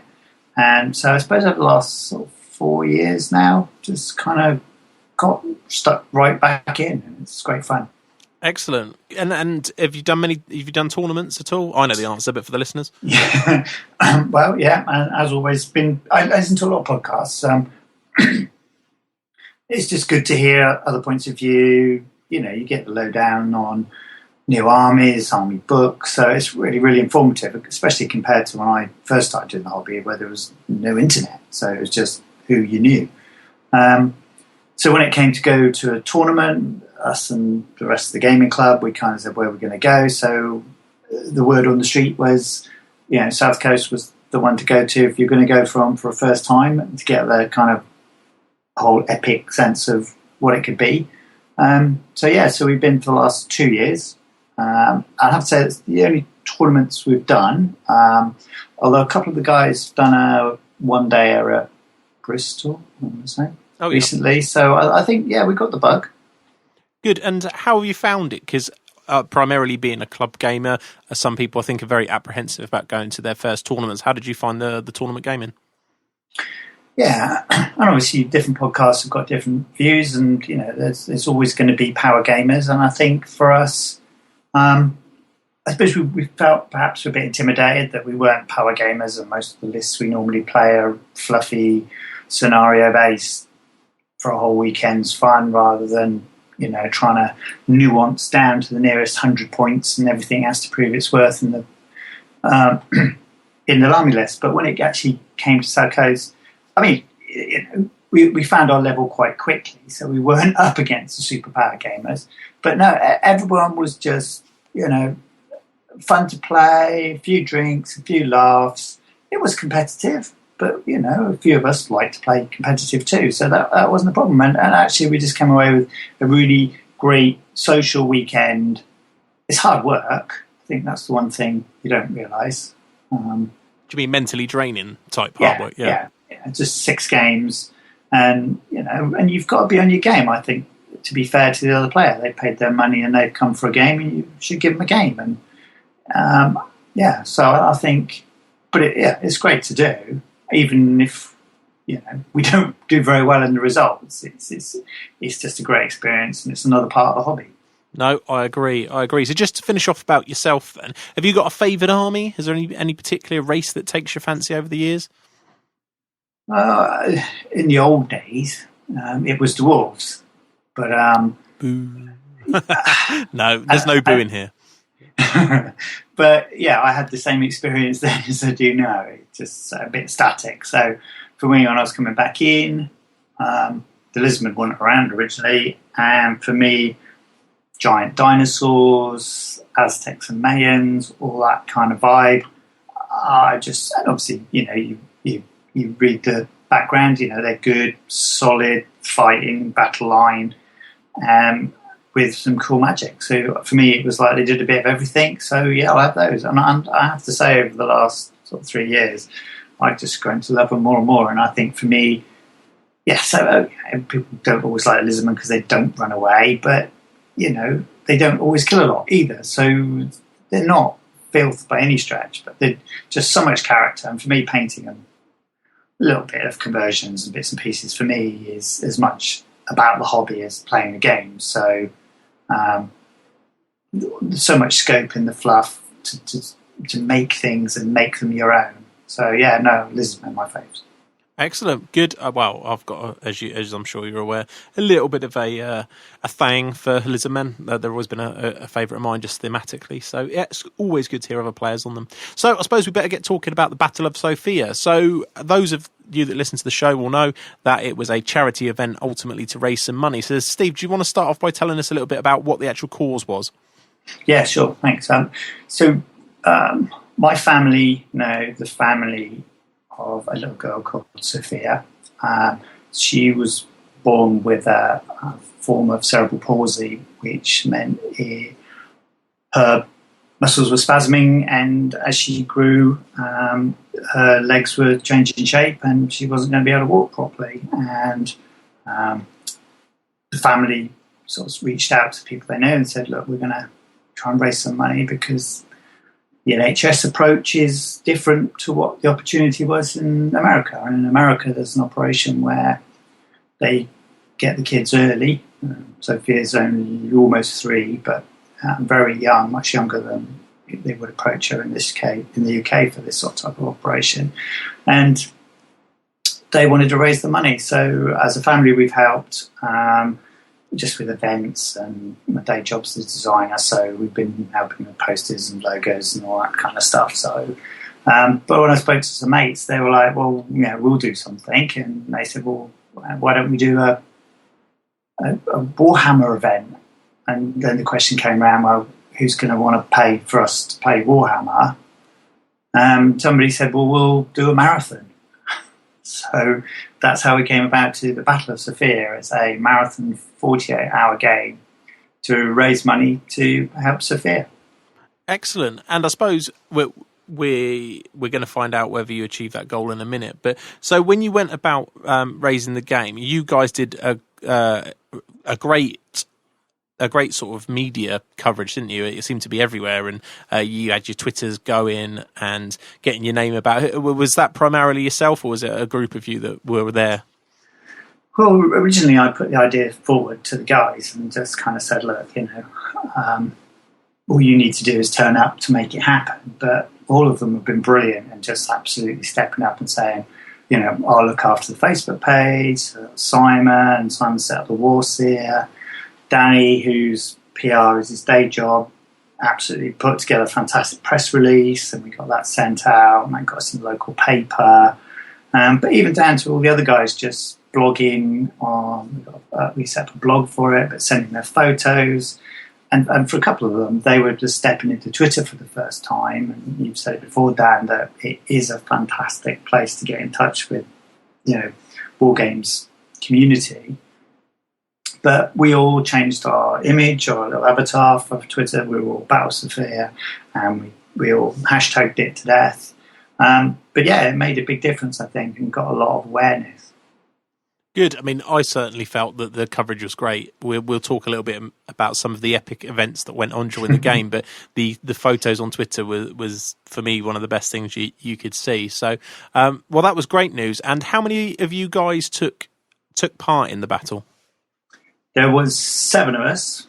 To make it manageable, it was 4 on one side and 3 on the other, with generally equal point sides. But we'll talk about that in a minute. But it was ultimately, we needed enough to be able to play solidly for 48 hours. So that meant some shifts of people, not everyone, going for some kips before they fell over. But we wanted to keep the game going at all times.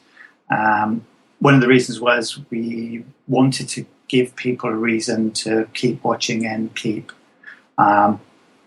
getting involved. So we had a webcam, which worked most of the time. A few technical issues, but worked most of the time.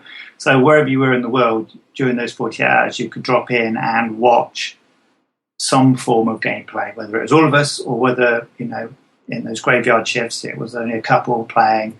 But yeah, so that's how we came up with the teams. And everyone just wanted to bring their favourite army. So yeah, it was just, we were quite lucky we managed to split it down between the good side and the evil side. Was there any moments where you had people coming back to the table like, what have you done? When I come back, I was winning earlier. Yes, absolutely.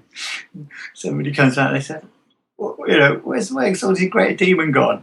Well, he got killed by Yoga Tyrant. How did he get killed? Well, he failed all his wards and he's got this? Yeah, I know he's got this. But we all came to it right from the beginning knowing that one of the discussions we had is if you go away, does your army become dormant? But that was never going to work. It wasn't going to work for the watchers and it wasn't going to work for any sense of the game. So we just sort of kind of gave up any sense of control. And in fact, one of our toughest players for, absolute power gamer, Mr. Focus, Ed really summed it up quite cleverly. And he just said, look, really, we're just here to tell the story and it'll unfold as it unfolds. Sure. Rather than it being, a winner and a loser. No, I like that. And how did you approach the game in terms of armies? Did you have points values? Did you say, okay, well, this is what we want to do. You need to be soft. You can take this. I mean, what limits did you set for the game? Yes, we had about 300 to 400 emails backwards and forwards between us all on this. And the one thing that we all agreed on from the beginning was we all wanted to bring units, models, monsters that you would never normally bring to a 400 point list. And the idea is that, Danny had made us ogre unit with Lego army hats on that were like ogre marines, which was absolute fluff for his army. It looked brilliant.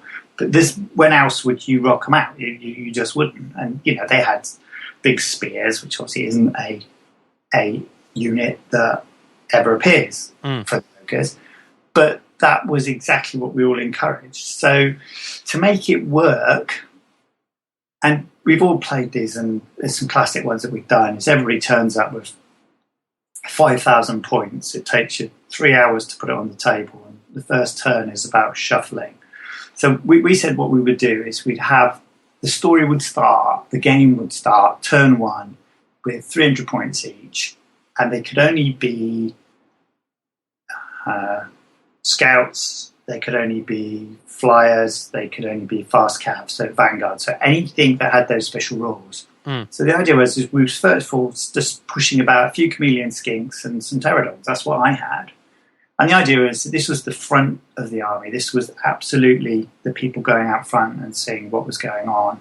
And then we built up the points. And so then it went to 1,000 points, came on, and then the bulk of the army came on, which was 2,000 points. And all of us had, easily had 8,000 or 9,000 points worth of stuff by the time we get it all out.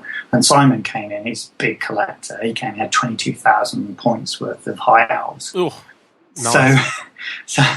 So ultimately, what we did try and curb was any kind of uber Death Stars, anything super unkillable, because the idea being that it needs to be fun for us, it needs to be fun for the watcher. And if there's just this absolute unkillable block that just sits there, it's not going to be any fun to play against, it's not going to be any fun to watch.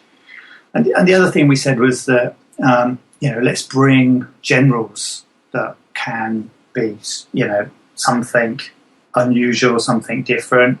And I put forward bringing Mazdamundi, which, is 700 points of not really good value at all if that's what he does. But he looks spectacular and, I've never run him, so let's give him a go. And and everyone was fine for that. And again, another thing to say is that after the main army came on, we initially wrote in the rules that you could have 1,000 points reinforcement every turn. So there's always something coming on. And the idea being is that you'd feel comfortable about pushing it forward and getting it smashed because, you weren't going to have to sit on your hands for 5 hours. It was always going to be... Now, when it came to it, there were a couple of turns where we just didn't add the extra 1,000 because there was just too much going on. But that was easily agreed amongst us all, and we said, okay, that's fine. So I think the fact that, and even with your general, if your general died, he didn't die. He was just wounded, he got taken off the battlefield, healed by some magic, and he came back on again. So again, we just had some silly, heroic throwing forwards of stuff that make epic dice throwing, shouting moments when, you do make all those ward saves or whatever you need to do. But you weren't worried that, I've got another 36 hours with one skink priest left. Yeah, that makes sense. So when you were saying about epic moments, have you got a couple that you can regale us with of epic moments throughout the game? Yeah, I mean, I think it's when things that shouldn't happen, and when you've got that many hours and that many dice throws, they come up. There was a cracking moment. Evil had brought Carmine Dragon, which was just chewing through ogres, unbelievably so. And I've got a Quattle model that I proxy as a cockatrice because it feels kind of right, kind of match, rather than the original. Obviously, the full-on Quattle was magic user and all that stuff, but it was just nice and simple. Yeah, and we just got to one of those moments where I said, okay, I'm going to snipe Carmine Dragon. He said, you're all right then, you've got to hit it. And I hit it. And you better roll a 6 if you're going to heroic killing blow it. And, chuck the dice. Up it came. It was a 6. And it was like, yeah. So, yeah, no, it's cracking moments. And even the opposite side where we used fulcrums down the centre of the table as another means of drawing people in. And they were part of the sort of the bigger story of where we were in Lustria. But we had level 2 beastman wizard in this little tower, and he was getting battered by the ogre tyrant, and he just would not die. He was honestly for at least 6 or 7 turns just warding it and warding it and warding it, and again, just frustration and howling and throwing dice about. But yeah, no, so it's cracking. Excellent. And I suppose we haven't actually said, but did you have a set theme for the game then, a story? What was the narrative? So kind of being Charlie in charge and voted as being the one kind of least likely to play silly buggers, I got given the role of I could control the bigger scenario. I was kind of refereeing, or DMing is probably a better word, dungeon mastering the whole game. So there was a sort of theme going on, but ultimately, when we first talked about it, we just wanted something that was going to be epic to look at. So we said, well, what have we got? Because we didn't have time and resources to build something, complicated. But as soon as we started talking about it, and I've done a really wibbly wobbly sketch, which is on the blog, of jungle at one end, going into a jungle clearing with the temple and the buildings, the kind of Mayan-style buildings, and that went into Lustrian jungle, that then went into a coastline where there was an empire little port, which was the port of Sophia. And the idea being is that everyone was battling across this way, and then the lizard men kind of knew what was going on, and nobody else did. And as the game progressed, from the big Temple of the Stars, which was one end of the table, this crack appeared and rumbled down the table out to sea. So yeah, there was an ongoing story, but I had to be careful that it wasn't going to take over, and everybody thought, well, we've done all this work, and actually the game takes over in the end and we lose anyway. So I was careful with that, but yeah, no, it was ultimately we had evil versus good, and the good guys were a lot of high elves, a lot of lizard men, but we had to get the ogres involved. So Danny again took up the fluff for that, and he just said, okay, well, his are ogre pirates, and they obviously ran aground near the port. So a little bit of a pre-story explained how they decided, after seeing the forces of good that were there guarding the temple, that they'd go on their side and become mercenaries for us. But it was fun that one of the first monsters, the wandering monsters, because we had a wandering monster mechanic that came on, was actually a merworm. So we just immediately decided, well, of course, the ogre tyrant didn't crash his ship, he just hit the merworm on the way in, and that's why his ship sunk. And so it was just fun stuff like that everyone could just engage with. And if I remember, you were telling me before that the way you rolled for the random monsters that were coming, didn't you have a shelf full of monsters and you just rolled one end of it, rolled a d6 to the side or something similar? Exactly. So when it came to it, obviously with units dying, getting taken on and off, and fulcrums allowing some fairly heavy, storm of magic rolls allowing some fairly heavy spells to be fired off, things were getting taken on and off. So I thought, well, what we're going to need to do is there's only so much space in the kitchen, so I've got some shelves out of the garage, and we use those to kind of put your movement trays and models on, and you could have them pre-racked, ready to go. Although there was never enough, so the sides got covered in, dinner trays worth of models here and everywhere. Yeah, I bet. But when it came to the wandering monsters, which we diced for at the beginning of the turn, and if they appeared, each side got a monster, and it was absolutely random. It could be anything from a fen beast to greater demon of Nurgle. I mean, that was one of the turns. You just pulled it, and we just all agreed it's wherever it came out. But rather than being organised and having a piece of paper with numbers next to it, we ended up with them all sat on the shelves. And then someone said, should we do a chart? Should we write it all down? We said, no, you roll for a shelf, and then we'll go left to right. And we had some poly dice and role-playing dice. So if there's 12 things on the shelf, left to right, roll the dice. Number 8, 1, 2, 3, 4, 5, 7, 8. You got a stegodon. Brilliant. Okay. And it was as simple as that. And it actually just made it as much fun more fun than looking on a chart. Definitely. And did the monsters, whose side? Who got to control the monsters? So, yeah, we had long chats about that. And again, monsters attacking the nearest thing and all those kind of things. And we ultimately just said, if a monsters appear, there's a monster each, and you basically becomes your monster and you control it all. What we did say is if a monster thematically should come from a certain place on the table, like there was a little bit of a kind of part of the graveyardy area of the town, and if the Morgul had appeared, then it would have come from there. And obviously when the Merworm appeared, it came from the sea. So, but apart from that, they just kind of joined your battle line and joined in. But I mean that's why we had one of the massive Forge World giants. Oh yeah, forgotten what he's called. Siegebreaker, is that the one? Yeah, a real lovely model. And again, that joined good for a while because we just pulled him off the shelf and he got on the table. It didn't last long, I have to say. Giants not lasting long. Shock horror. Yeah. So tell us a bit as well about the table as a whole. Actually, before we talk about the table, tell me about the Thunder Lizard. I remember seeing this picture, this massive dinosaur on the table. What was all that about? So one of the things to try and keep it interesting for everybody is I came up with the mechanic of weather, and the idea being as this was a storm of magic. As we went through the weekend, we were going to roll on a weather table, and there was a weather chart with blue tack to the wall.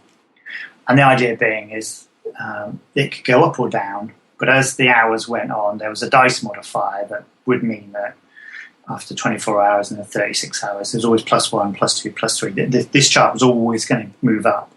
And it started with, fine weather, and then it went through thunder's coming, so there's loads of bugs everywhere. So anyone that suffered with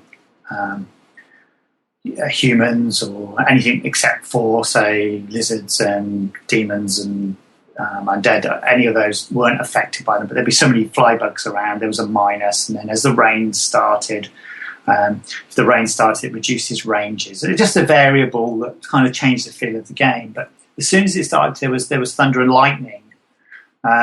That was as soon as that started to thunder and lightning, there was a 2+ chance of a thunder lizard appearing. This is obviously fluff taken straight out of the book. Sure. And so that was my excuse to go to eBay and buy a big plastic Brachiosaurus. No, you don't. And I gave it a quick respray and some sort of lightning type colorings and markings on it. And the idea was it was just another element to make it fun, and it was decided that this creature was attracted by the electrical storm from the Storm of Magic, and it would walk across the table, randomly determined points. So roll the dice, 3 foot on your end, your edge, and it's going to walk diagonally to roll the dice, 8 foot on the other edge, and that gave you a vector, and anything in between got stomped. You couldn't stop it in combat. You could kill it, and in fact, at one stage, the high elf on the dragon did go and do just that. But it was never under anyone's control. It was just literally a wandering monster that just walked through. But it just added a bit of fluff. Oh, the other thing nobody really liked, especially the Skaven player with all their little bits and pieces running around, that if you were within 6 inches of the model, so not 6 inches of the base, literally 6 inches of the model, and it's got a big long tail on it, everybody took D6 strength 6 electrical attacks. Electrocute everyone as it goes, like yeah, because the lightning would hit the top of the lizard, come down, and then go to Earth, whoever was tallest around it. So, single models and stuff like that did not want to be near that. Whereas a unit of 40 Chaos Warriors, they weren't so bothered. But and that was great fun. And of course, we did the old giant template, and then when it died, it fell over, and anything underneath got splattered. Nice. So, I really like the idea of the. I remember seeing it, just this unstoppable thing just plodding along the battlefield, like everyone's trying to bail out the way of it. Quick, we need this combat done before the thunder lizard comes across us. I like it. Yeah, it's good. So the other thing that was really obvious from the pictures is the terrain looked fantastic. The board looked like a real hobby board. Now I know from seeing you at the South Coast and everything else, you do quite well with your terrain. And there was some beautiful lizard themed stuff. The one that really took my eye was the temple that had, is it dry ice or something? It had steam and fog coming from the top of it. Yeah, again, it was. Although we originally said, well, we'll just try and use the elements that we've got. As soon as James, one of our group, he just said, well, I want to build a whole port. And I was like, dude, yeah, go for it. That'd be fantastic. And, it's there forever to use. It's not a one-off piece. So he did a 2x4 by that for that. And for me, that was like, okay, kind of laid the gauntlet down. So what else can we do? What other elements can we have? And at the other end, I built out of kind of modelling foam a big temple. And I thought, how can we just make it a bit special for everybody? So I just got some dry ice pellets in, and sure enough, within the top of the Mayan temple, you took the lid off, and there was a couple of little glass jars that put hot water in, sprinkled the pellets in, obviously carefully with the instructions, so put the lid back on, and they cascaded over the top, and we got some fun pictures and a bit of video, and it was a real kind of bit of wow to start it for everybody, and as for us as much as anyone else. It did look cool. It reminds me of when I played 40k or an Epic when I was younger, and used to put the smoke on the rhinos when they got blown over and all that kind of stuff. It really adds something, I think, to that kind of hobby game. Yeah, and I think it was down to one of the other rules we put in, although it never got used too much, was the idea that you could have a secret deployment marker that you could put on the other side of the table, in the middle of the table, and there was a cap, certain number of models. It was 10 infantry and 1 hero, or 3 monstrous infantry and a hero. That these deployment areas. So the Skaven had a little drain cover because they were obviously coming out of the sewers, and it was little things like that. But again, I think the nice thing is because we've all kind of stepped up to build these units, build these bits of terrain, and building units around that look about narrative, like Danny's Marines. It just meant that, and for me, Mazda Monday was great, and obviously you read the fluff, and he led a charge of Stegodon, so I raided eBay for a couple more, so, I've got 5 now. You can never have too many Stegodons. They're always No, useful they're at some point. fab. Everyone's scared to death of them now with sharpened horns. Oh, I bet. Now, here's another one for you as well then. The other big model I want to know about is there was a guy that looked like a big Cthulhu type thing. What was he all about? So he was part of the end game. So the idea being is that to have kind of a bit of a finale for the game and the reason why it was all happening. Actually, to make sense of this, I'll just step back a sec. So Saturday night, we were a couple of players down due to some heavy indulgencing, but we basically got through Saturday night, and the battlefield was, as you would imagine, very depleted, and the lines were a bit blurred. There'd been units broken through, chaos chariots had smashed through everything, as they always do. But what we decided was, on the Sunday morning, we said, well, look, what we'll do is we've got a very clear sort of definition of one place that, the good guys have got the port, and we could make a line out somewhere else. So we basically pulled everything back and redeployed, and everyone kind of like, after overnight fighting, the battle lines rejoined for a big push on Sunday. And that was great. And what it did do is it gave the lizards basically just holding on to the temple of the stars, the place, the focus of the battle, on where this big crack was going down the battlefield. So what happens is, as soon as the crack got to the sea bubbled, which I didn't manage, but I described. That one wasn't sorted, no. And then out of the sea came Cthulhu. Obviously, the lore and legend of Warhammer is, the old ones were the ones that came to Earth and created the lizard men, and influenced all the other races. And if you also look at the description of Cthulhu, as in his legend with the writings of H.P. Lovecraft, he's called an old one. So for me, it was a natural thing that actually the old ones are of the same thing. And he'd basically been trapped under the sea, and he wanted to go home. So his role was to move up the battlefield, almost unkillable, but he wanted to get back to the temple. And he just looked great because he was the Reaper Kickstarter model. So it didn't cost me a lot, and I almost didn't order him, but it just looks fantastic. And for him to go up the battlefield, and it just gave us that last push that we wanted to make sure, as the good guys, we pushed everyone back. So the last charge of the lizard men were literally to clear the way, or at least to stop the advance of what was going to be an overwhelming evil force, so he could get by and go up the steps of the temple. And there was something on the top of the temple, wasn't there, at the end? What was that all about? Well, that's how he was going to get home. And again, in the new Lizard Man book, there's a little bit of a mention of it, which was great, because that was an absolute piece of luck for me. Was the describes the old ones travelling to the world through their silvery ships. So for me, I just read that as UFO, and obviously there are a lot of conspiracy stories about connection between the Mayans and UFOs and all that kind of stuff. And their understanding of calendars and all those kind of things. But again, it was, damn, what can I get made in the time? So one of my other mates is a classic car collector, so I got a hubcap from him, put some LED lights in it, and that became the UFO, or the ship, the classic ship, and the base of it was designed to dock perfectly with the top of the temple. It's the piece they call the comb, the headpiece of the temple. And the idea was Cthulhu climbed on board and he went back home again.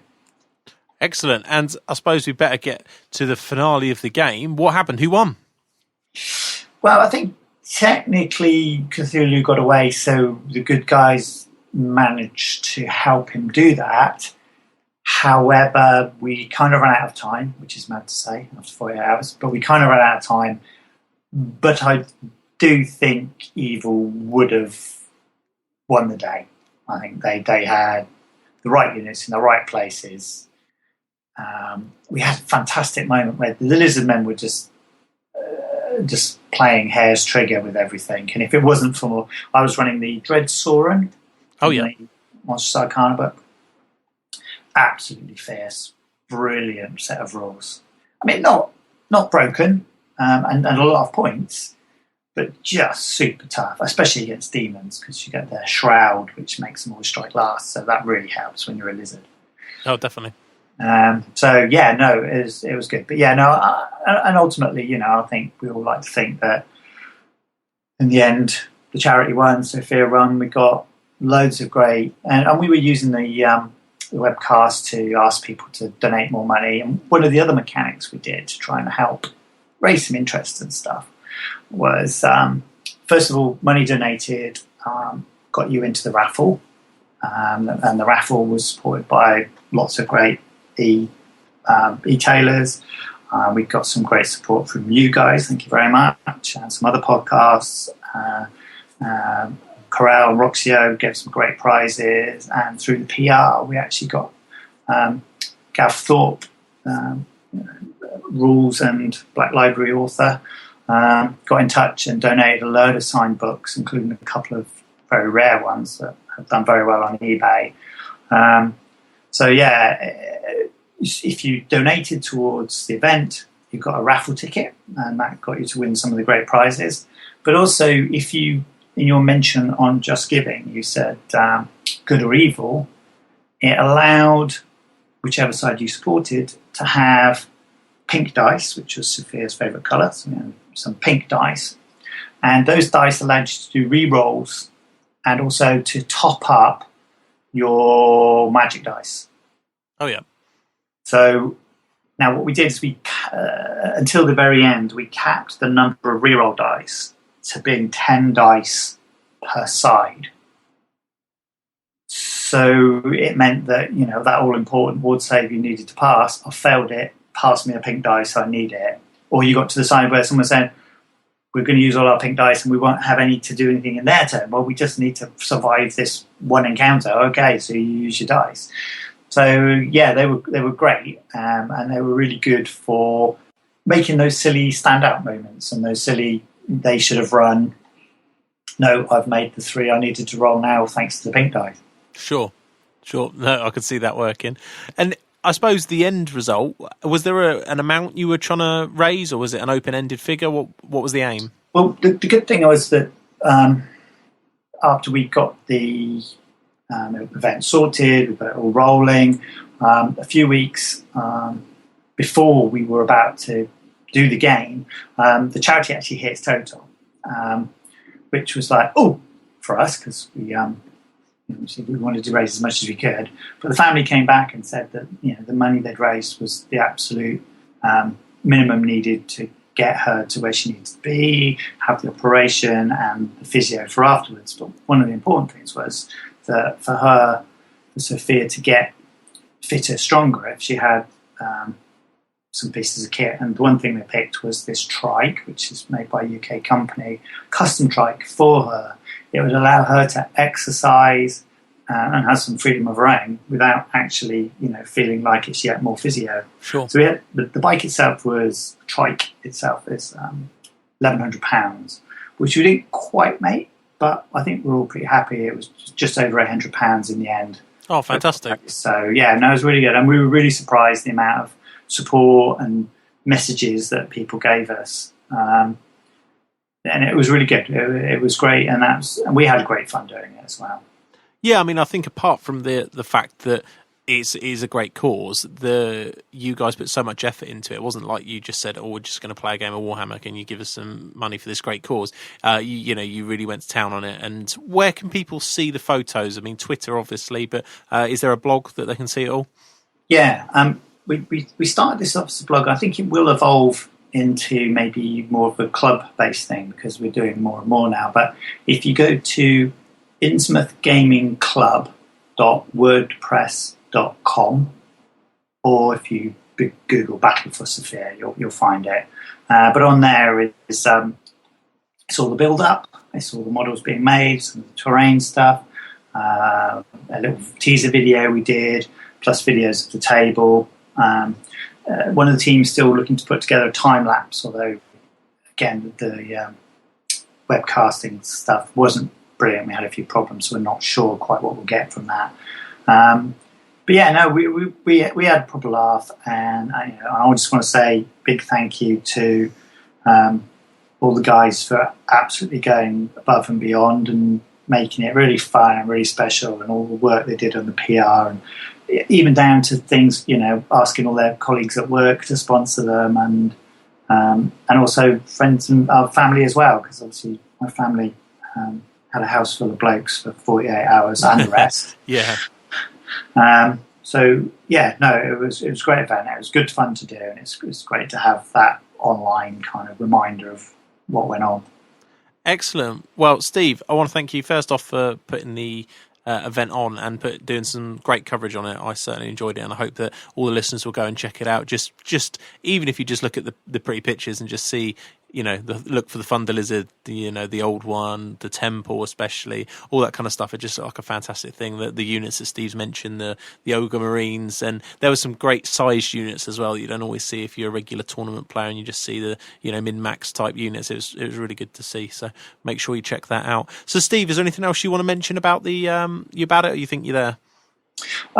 You did mention earlier was a couple of the antics that went on.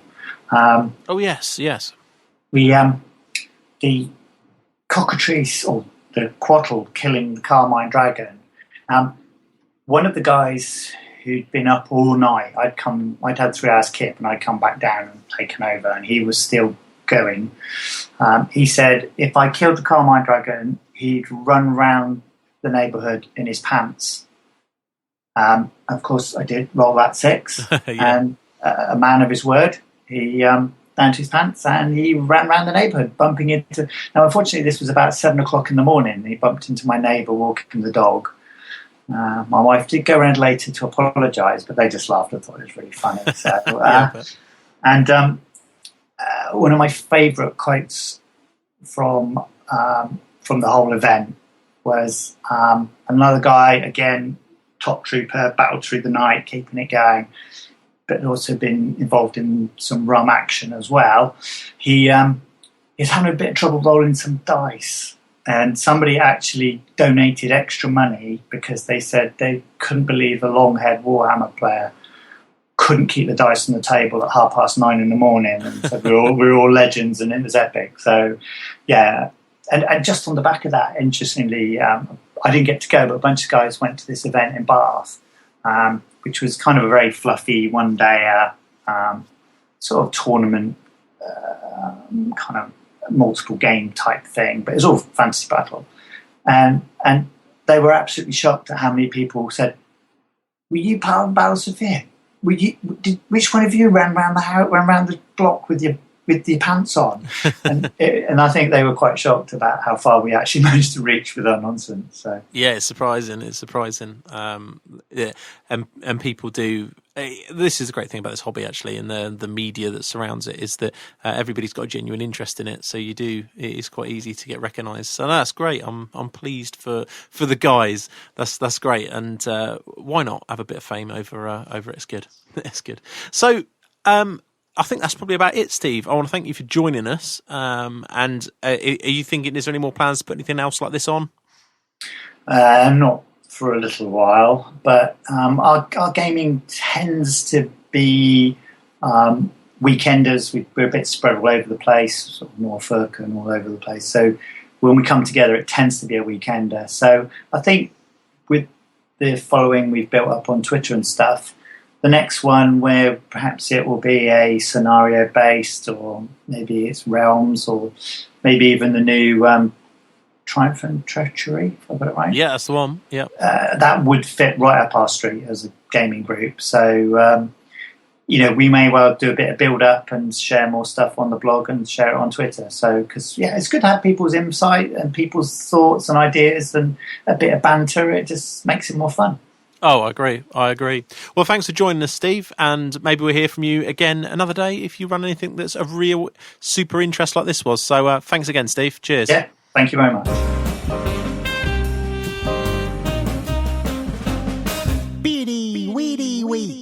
Okay, Wayne, beardy weedy weeks. Hopefully everybody enjoyed the interview there with Steve Foote on the Battle of Sophia. I know I did when I was recording it. I was massively pumped to go and play Warhammer after listening to that chat, because that kind of game is just plain awesome. I know we spoke about it enough when I interviewed him, so hopefully you all enjoyed it too. So Wayne, what have you been up to this week? I've been Bretonians, been cracking on with those. I've finished 15 Men at Arms, and I'm base coating another. Well, there's 41 I'm painting at the moment, but I've got a unit filler which is worth 9, so it's 50 in total. The unit filler is a Grail Chapel. I started work on that today. So I wouldn't say it's a hobby wobble, but I was going to do all the knights in separate heraldry.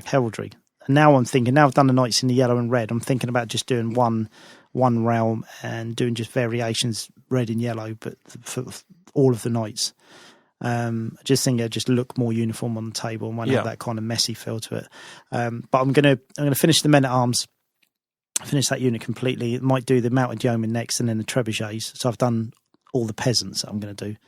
I still need to get some archers. I think there's the Perry twins models. They've got some 100 Years Wars archers, which I might be able to use the bodies for and then change the heads. Yeah. So maybe, but I haven't got around to that yet. So I'm going to get all the peasants done. And I want my army to have a lot of peasants in it, because when I read Knights Errant and Knight of the Realm books by Anthony Reynolds, in the battles, the proper battles, there's always a lot of peasants. There's not actually that many knights compared to peasants. It's kind of like the peasants are lowborn. They're kept kind of, they're not even allowed to touch. If they touch a Bretonian warhorse, it's penalty of death. So kind of, but the hierarchy know that without the peasants, they haven't got a realm. They have to have the peasants for their armies and stuff. So I kind of want to portray that in the army. I want there to be a lot of peasants. But I think, apart from the whole three lord in front of the unit with the one up rerollable saves, I think there's a lot of legs in the actual big blocks of peasants supporting the army anyway. I certainly liked them when I was using them. I know the game's moved on since 2011, but it was good fun. Yeah, I think there's a lot of legs in that. So I'm thinking about doing, I'm going to do the 50, and then I might do another 30 to go with it, and then obviously the Trebs and some Mounted Yeomen, which, obviously there's a lot of people saying, why use those, because the errants are only a little bit cheaper and this and the other, but... well, the fast cav. Yeah, the fast cav, and they look cool, and I just think it just adds don't get me wrong, I want to play a competitive army, but I quite like the look of the army. I quite like a peasant-heavy army and then the knights kind of stand out a bit more. Yeah. And to be fair, I've seen armies where they've just got lots of knights, and they're so one-dimensional that play-wise, when you get the mismatch in armies, they've had it. Because they can't. Whereas I quite like, and I like blocks anyway. I like using blocks, as we talked about earlier. Steadfast. You got a big block like that, 5 wide. 10 deep. Or horde if you're gonna want to go aggressive. Yeah, exactly. I mean, if you got beast magic in it, and you get wild form off of those guys, they're already strength 4, they've got to strength 5, they can actually dish out some damage. They're quite tasty. And if you've got the big block with the icon in it, so they've got the ward save, it makes them quite interesting. I like that. I'm just cracking on with those. Really, I'm really enjoying it. I mean, they're not. It's kind of it's a bit weird, really, because they're very quick to paint, in the sense that when you actually look at the models themselves, they don't look anything special. But when you're kind of looking at the unit as a whole, because I've gone I've put quite a lot of different basing materials to make the bases interesting, and the shields have obviously got several different designs with like checks and halves and like V's and all this different stuff, because I didn't want them all having the same shields. Yeah, because I thought if I do all the knights in red and yellow, then basically the peasant units are made up from the levy of all the knights men at arms. Yeah, sure. Yeah, so that would make sense. And the shield. So basically, your eye gets drawn to the shield and then the base. So you don't really look at there's a basic paint job on the actual guys. I don't have to spend too long on them. No, don't get me wrong. I mean, this army, I'm not doing it to kind of go for competing painting, but I'm just enjoying the process. I'm kind of. I was speaking to you the other day, wasn't I, about the whole fact that I think in the last couple of years, where I've been trying to compete with painting and painting for that purpose, I've lost a lot of the fun of painting. Whereas this project, I'm not going over the top with it. I'm just enjoying the process of it. So that's a good thing. But yeah, I'll just crack on with that. As what'll happen a few weeks down the road, I'll get bored and crack on with something else. But yeah. But saying that, I hadn't even been tempted to go back to this game. Normally I do have a few wobbles, but I'm quite happy with this. Now I've got the 15 done. I'll get the Grail Chapel done, and then I need another 6. So that'll make kind of a block that looks like 30, and then I can sort of see the progress of it, and then I'll add a few more. Good. So we need to get it for some games. We'll start a little mini campaign between. Yeah, we want to do this mini campaign, don't we? I want to get 1,000 points done, so we can do 1,000 points, and then we can just build it out from there. Yeah, because we got Realm of Battle donated to us a while back, didn't we? And you've got that ready to paint, and you got some terrain as well, so it should be good. Yeah, I want to do. It'd be good to do some little proper theme-based scenarios, with especially with because you've got the VC, and we could have them we could have like the Lichmaster thing invading Bretonia, and then we could have one setup where there's a small. I come up with this idea of doing the Battle for the Mason Tell, the original Lichmaster one.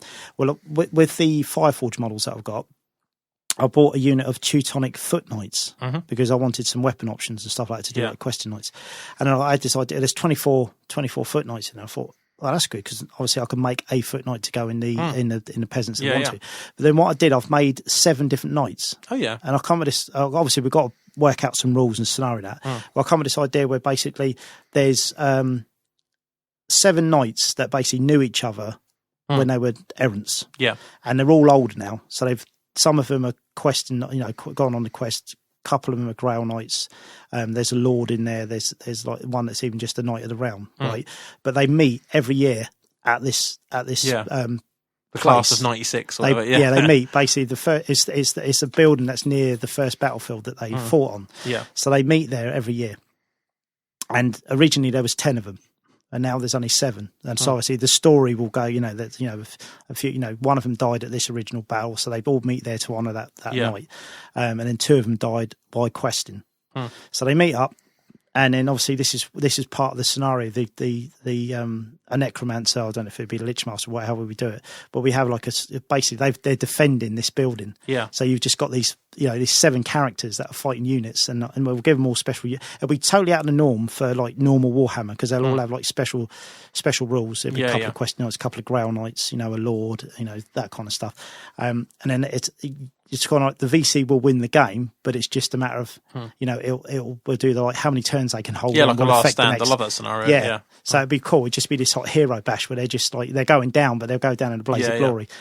So I'll just with a small garrison of men to help protect their watchtower. Well, I was watching my son was going through some films and he said, "Oh, what can we watch?" And it was Magnificent Seven, and what, as in Magnificent Seven? The original Magnificent Seven. The Western? The Western, the really old Western. Which apparently isn't the original because it's based on a samurai. Seven Samurai, yeah. But yeah, I've got that on DVD, the original. Yeah. And he said, "Oh, what's this?" I was like, "Oh, it's a cowboy film." And he likes cowboys in a way. He's got a few games on his iPad now, cowboys. And he goes, "Oh, I want to watch it." So it was Sunday afternoon. Awesome. Best time to watch it. Mrs. had gone out with my daughter and we sat there and we watched Magnificent Seven and he loved it. Yeah. And we're watching it and I remember it was really good. So I remember watching it with my dad when I was young, many moons ago. Yeah. And it was great, and it was kind of it was really brilliant and he loved it. And I suddenly thought, one of our scenarios could be like the Magnificent Seven. We could have these guys in this building and they're defending it last stand. They've got nowhere to run because they're surrounded and so I need to work out the rules. So I built the guys for it. And we could either do it I've got the mansion. Yep. I've got that built with the walls, haven't I, and all that? And and I've done a bit more to that, and I thought we could probably do it in that. Yeah, you got the graveyard and a tower, and so we can set up a real kind of, because what we could do is with all the ghouls and the Vargeists that you've got and stuff like that. So we could have almost like a skirmish game. Yeah. And then just come up with some house rules where say I don't know, everything's unbreakable. That would obviously that would ruin the game if stuff could break.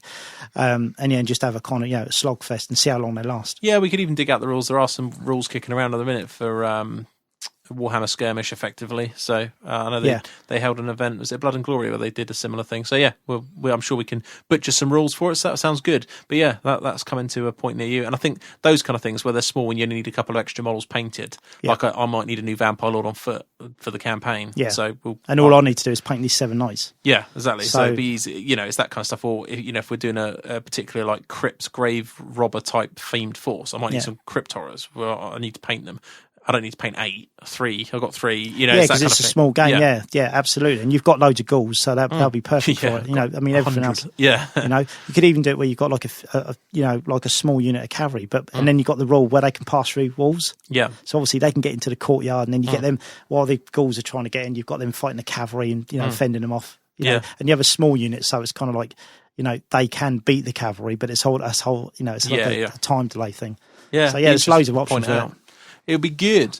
So that's good news. And you've been doing the brats. I've been painting zombies. I've been plugging away on my zombie razorballs really quick. I used them with 2 spray paint. Tried that thing where you spray them black, then spray them from the top with sort of a sandy brown. I got a load of cans to waste, and then I dry brushed them up.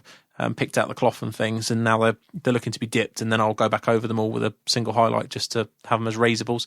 I built 3 Vargeists, which I never built. I'm not that keen on the models, but the kits themselves are just typical Games Workshop. I think I tweeted about it. Just brilliant, absolutely brilliant in terms of mould lines and hardly any cleaning up. They only fit one way. Real idiot's guide to modelling. They were perfect. So did that, put a couple of bits of bases on with it, and I really like the models. It's just the wings, isn't it? It's the way the wings. They got this kind of weird arm thing with their wings and sort of. They certainly look better than the Crypt Horror build. I think the Crypt Horror ones look a bit. I don't know. They look a bit cartoony for me. Yeah. But they look a bit more serious, and also quite like the fluff's a bit odd about them. But I like the idea that they're sort of these weird tortured vampires. So be look forward to that. But I think in low point games they'd be quite good fun. They're probably pretty powerful in low pointers. I think as they move up, there's a lot of things that can deal with them. But so I'm looking forward to playing with that. What do you think if we played down the snow with the 7 Knights, one of these jumping over a wall and having like single combat, the whole single, they're brilliant. Yeah, they're like mini heroes really good at fun. small points, aren't they? Absolutely, so, just with no armour. But so I've got them, so they're ready to go. I've got a tournament at the end of the month, so by the time this comes out, I've got about 15 days in counting to get there. I've got to paint what we see in front of us, which is 3 Vargeists from scratch. Dip a load of zombies, finish basing them and magnetise them, and I've got to do 20 skeletons, which is quite a lot for me. But with the rate I'm kicking this out, I'm only doing it speed painting. It shouldn't be a problem, I don't think. Mind you saying that, the last time I saw you and where you were at, you've made quite a lot of progress. Yeah, and it's just really half hour here, but I think it's because I'm doing it in such a quick method. At the minute, I think I remember talking to you off air about this. I've enjoyed, rather than worrying about painting what I call properly, is just getting it to a decent gaming standard. Yeah. So I know I'm using a lot of dry brushing and dip with highlights over the top, which, whilst doesn't look amazing, is enough to, as we said, I got a nomination at a tournament recently. It's a brilliant tool though, Dip, isn't it? I mean, I love, I keep wanting to do, but Army Painter, strong tone, which I really like. I love it because once you've highlighted over it, you can get a really decent effect with not much hassle at all. No, I think it's great. I think there's something to be said for. I'm always envious when you see like the White Dwarf crew and White Dwarf, where they're just like bashing out unit after unit every month, and I think, why can't I do that? And a lot of it's just because I try and, like the Vargeists, if I was to paint them what I call properly in the same manner I would have done my your original goals. Or my original goals. They would have taken an entire month probably of painting, hours. But doing them this way, I can do that unit. If I had a Saturday off, I would have finished the unit in a day, no problem. Because of the way they're doing it, and they will look okay. They look fine. So with decent basing and a few little bits extra effort onto it, they'll be fine. So quite enjoying that. Just adding quick to the unit. I still fancy doing something really nice, not necessarily really nice, but something a bit more upmarket, like a high elf army or something, or wood elf army. But I'm trying to be realistic with my time at the moment and just stick to getting the options of the VC, because there's tons of stuff I want to use I haven't got. I need more skeletons, need more zombies. I haven't got any Crypt Horrors painted, so I want to be able to do the foot army. I've got an idea for a really sort of spammy foot army that I want to do, and I've got a lot of models, still things like Hex Race, Black Coaches, maybe a second Terrorgeist I've got an option. But again, something else might take my head at some point. I must admit, the next project I'll do, I've decided, I won't say what it is, but I've decided what it's going to be, but it's a very small, sort of low model count army, so that I can actually spend the time on it. The problem I have sometimes is I want to do really nice armies, but the armies I want to do, are, they're kind of sort of 200 models. Yeah. And then it's a bit daunting because you paint a couple of testers, take ages, and then you think, I've got to replicate that 200 times. It can be a bit daunting, especially when I'm lucky I've got a lot of time, but I get distracted so easy. Well, I've got my Empire and my Skaven, which I was really happy with the paint schemes I've done. Got about 500 points of Skaven done. I've got probably about 300, 400 points of Empire, almost done. But I don't know, I've just not got the enthusiasm. I quite fancy busting a unit of 10 high elf archers out with a mage or something just for something to paint. Yeah. But I haven't got time at the moment. So, and it's so sad, but this show takes up so much time. It really does, in editing and recording and putting out saucy content and all the other things that go with it, that finding time just to sit down and paint is quite hard work. So, but yeah, really cracking away with that and just enjoying. I know we spoke about it on loads of shows, so I won't do it, but just enjoying playing the vampires, really, just for something different play style. I'm not amazing with them, so it's good fun to like really stretch and get better, really. New learning curve, which is always good. Yeah. So really enjoying it at the moment. So I'm looking forward to going to Bjorn at the end of the year, and I think I would have done 3 or 4 tournaments then with this sort of pretty much the same army, which I already know is not good enough in the current meta, as we use the word, in terms of tournaments of what we're playing against to compete at the high level, I think. But I still think there's a build in there in the VC army somewhere that can do it. And I've got a few ideas, but I need to paint models. So at the moment, it's sort of I'm resigned to the fact that what I've got is a fun army to play. But you're building up to it. And at some point I'll rock out hopefully something that I'm really comfortable with and can win games comfortably. I've got a solid idea at the moment. Is what I'm playing with is a bit risky and a bit one-dimensional, and I don't necessarily like that. I prefer. I'm thinking of bringing it back to me roots, where when I use Wood Elves, where everything's really super cheap, lots of it, and you can really play the game rather than relying on a sort of a part Death Star bit. Yeah, maybe a little bit safer than one you're using. Yeah, now. Maybe slightly more defensive rather than, because what I'm using at the minute is quite aggressive, and ultimately not that good. Like if I was going to do it properly, really, I should have more knights with like a 4th vampire in there and all this kind of stuff. But I don't really like that because I don't feel like you're playing Warhammer then. You're just pushing this Death Star around. At the minute, I've kind of got a bit of in between, but it's too in between. It doesn't. I haven't got enough support. And I haven't got enough super Death Star, so it's a bit too easy to pick off against good players. So. But I've enjoyed playing it, and it's been a good learning curve, and I've been swapping the rares in, and like the next tournament I'm going to, Swedish composition system, which, as we talked about in the last show, is another kind of comp, and I've just got 3 Vargeist. I don't think 3 Vargeist is particularly good, but I want to use it as an excuse to paint 3 models because I thought we could use them in the campaign, and ultimately I think like something like having 3 units of 3 might be a lot better. So it gives me another unit painted and on the table I don't really have. So, and that's kind of how I'm thinking. It's also the base of something, isn't it? Because you might, I'm not saying you would, but you might later on go, do you know what, 6 is the way forward. Yeah, 5 or 6 might be quite good. Yeah, you might, and they're safe points. So you might think, well, I'm quite often use a Vargolf. It's not that much more points to have 4 or 5 Vargeists might be safer points or a better unit. Or, there's a lot of options there, I think. So, so that's really what I've been doing, just adding to that at the moment and just enjoying it and wanting to play some more games. But as I say, my evenings are very limited, especially with recording and things. So it's just trying to squeeze it all in. And I'm keen to play you with a couple of small point games. Yeah, we haven't played for ages, have we? No, I definitely want to get these campaign games on the way. Now I've got an army to play with and quite a few options that I should be able to put out decent little forces. It should be good. Yeah. So yeah, that's it really. Got anything else, Wayne, you want to say before I do the usual? No, I've really enjoyed this show. It's been good to chat, kind of like, the old to the new kind of thing, sort of, games past, games present, that kind of thing. It's good, and it's also packed. I'm sure it's overshot the time limit by now, but I always think it's all right, this one will be, and I think all podcasters do this. You hear a lot of people saying it on podcasts, but it's true. You think this will be a quick show, and it never is once you get going. So, but thanks everyone for joining us. A quick double check for you to let you know we're definitely at Adepticon next year, 2014 April US. By the time this show goes out, the flights have been booked and we should have got tickets, so that should all be going ahead. We still really need your help at the minute. It's all going on a credit card, so we do have a decent pot building, but if you'd like to help us in any way, you can donate funds to the show via going to www.heelanhammer.com /Adepticon, and you'll see it there, and you can just donate to us. We're willing to do pretty much anything you want for your donations. So if there's anything you want us to come up and you've got a show topic you want covered, or check that out. But yeah, we're definitely going to be there. But anything you can do to help would really help us.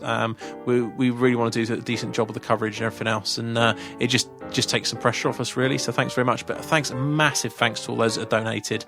So many people so far. Just little bits, but it builds up really quick. So thanks very much. Battle of Sophia is all done. So there's nothing more to tell you about that. Hopefully you enjoyed the coverage with Steve.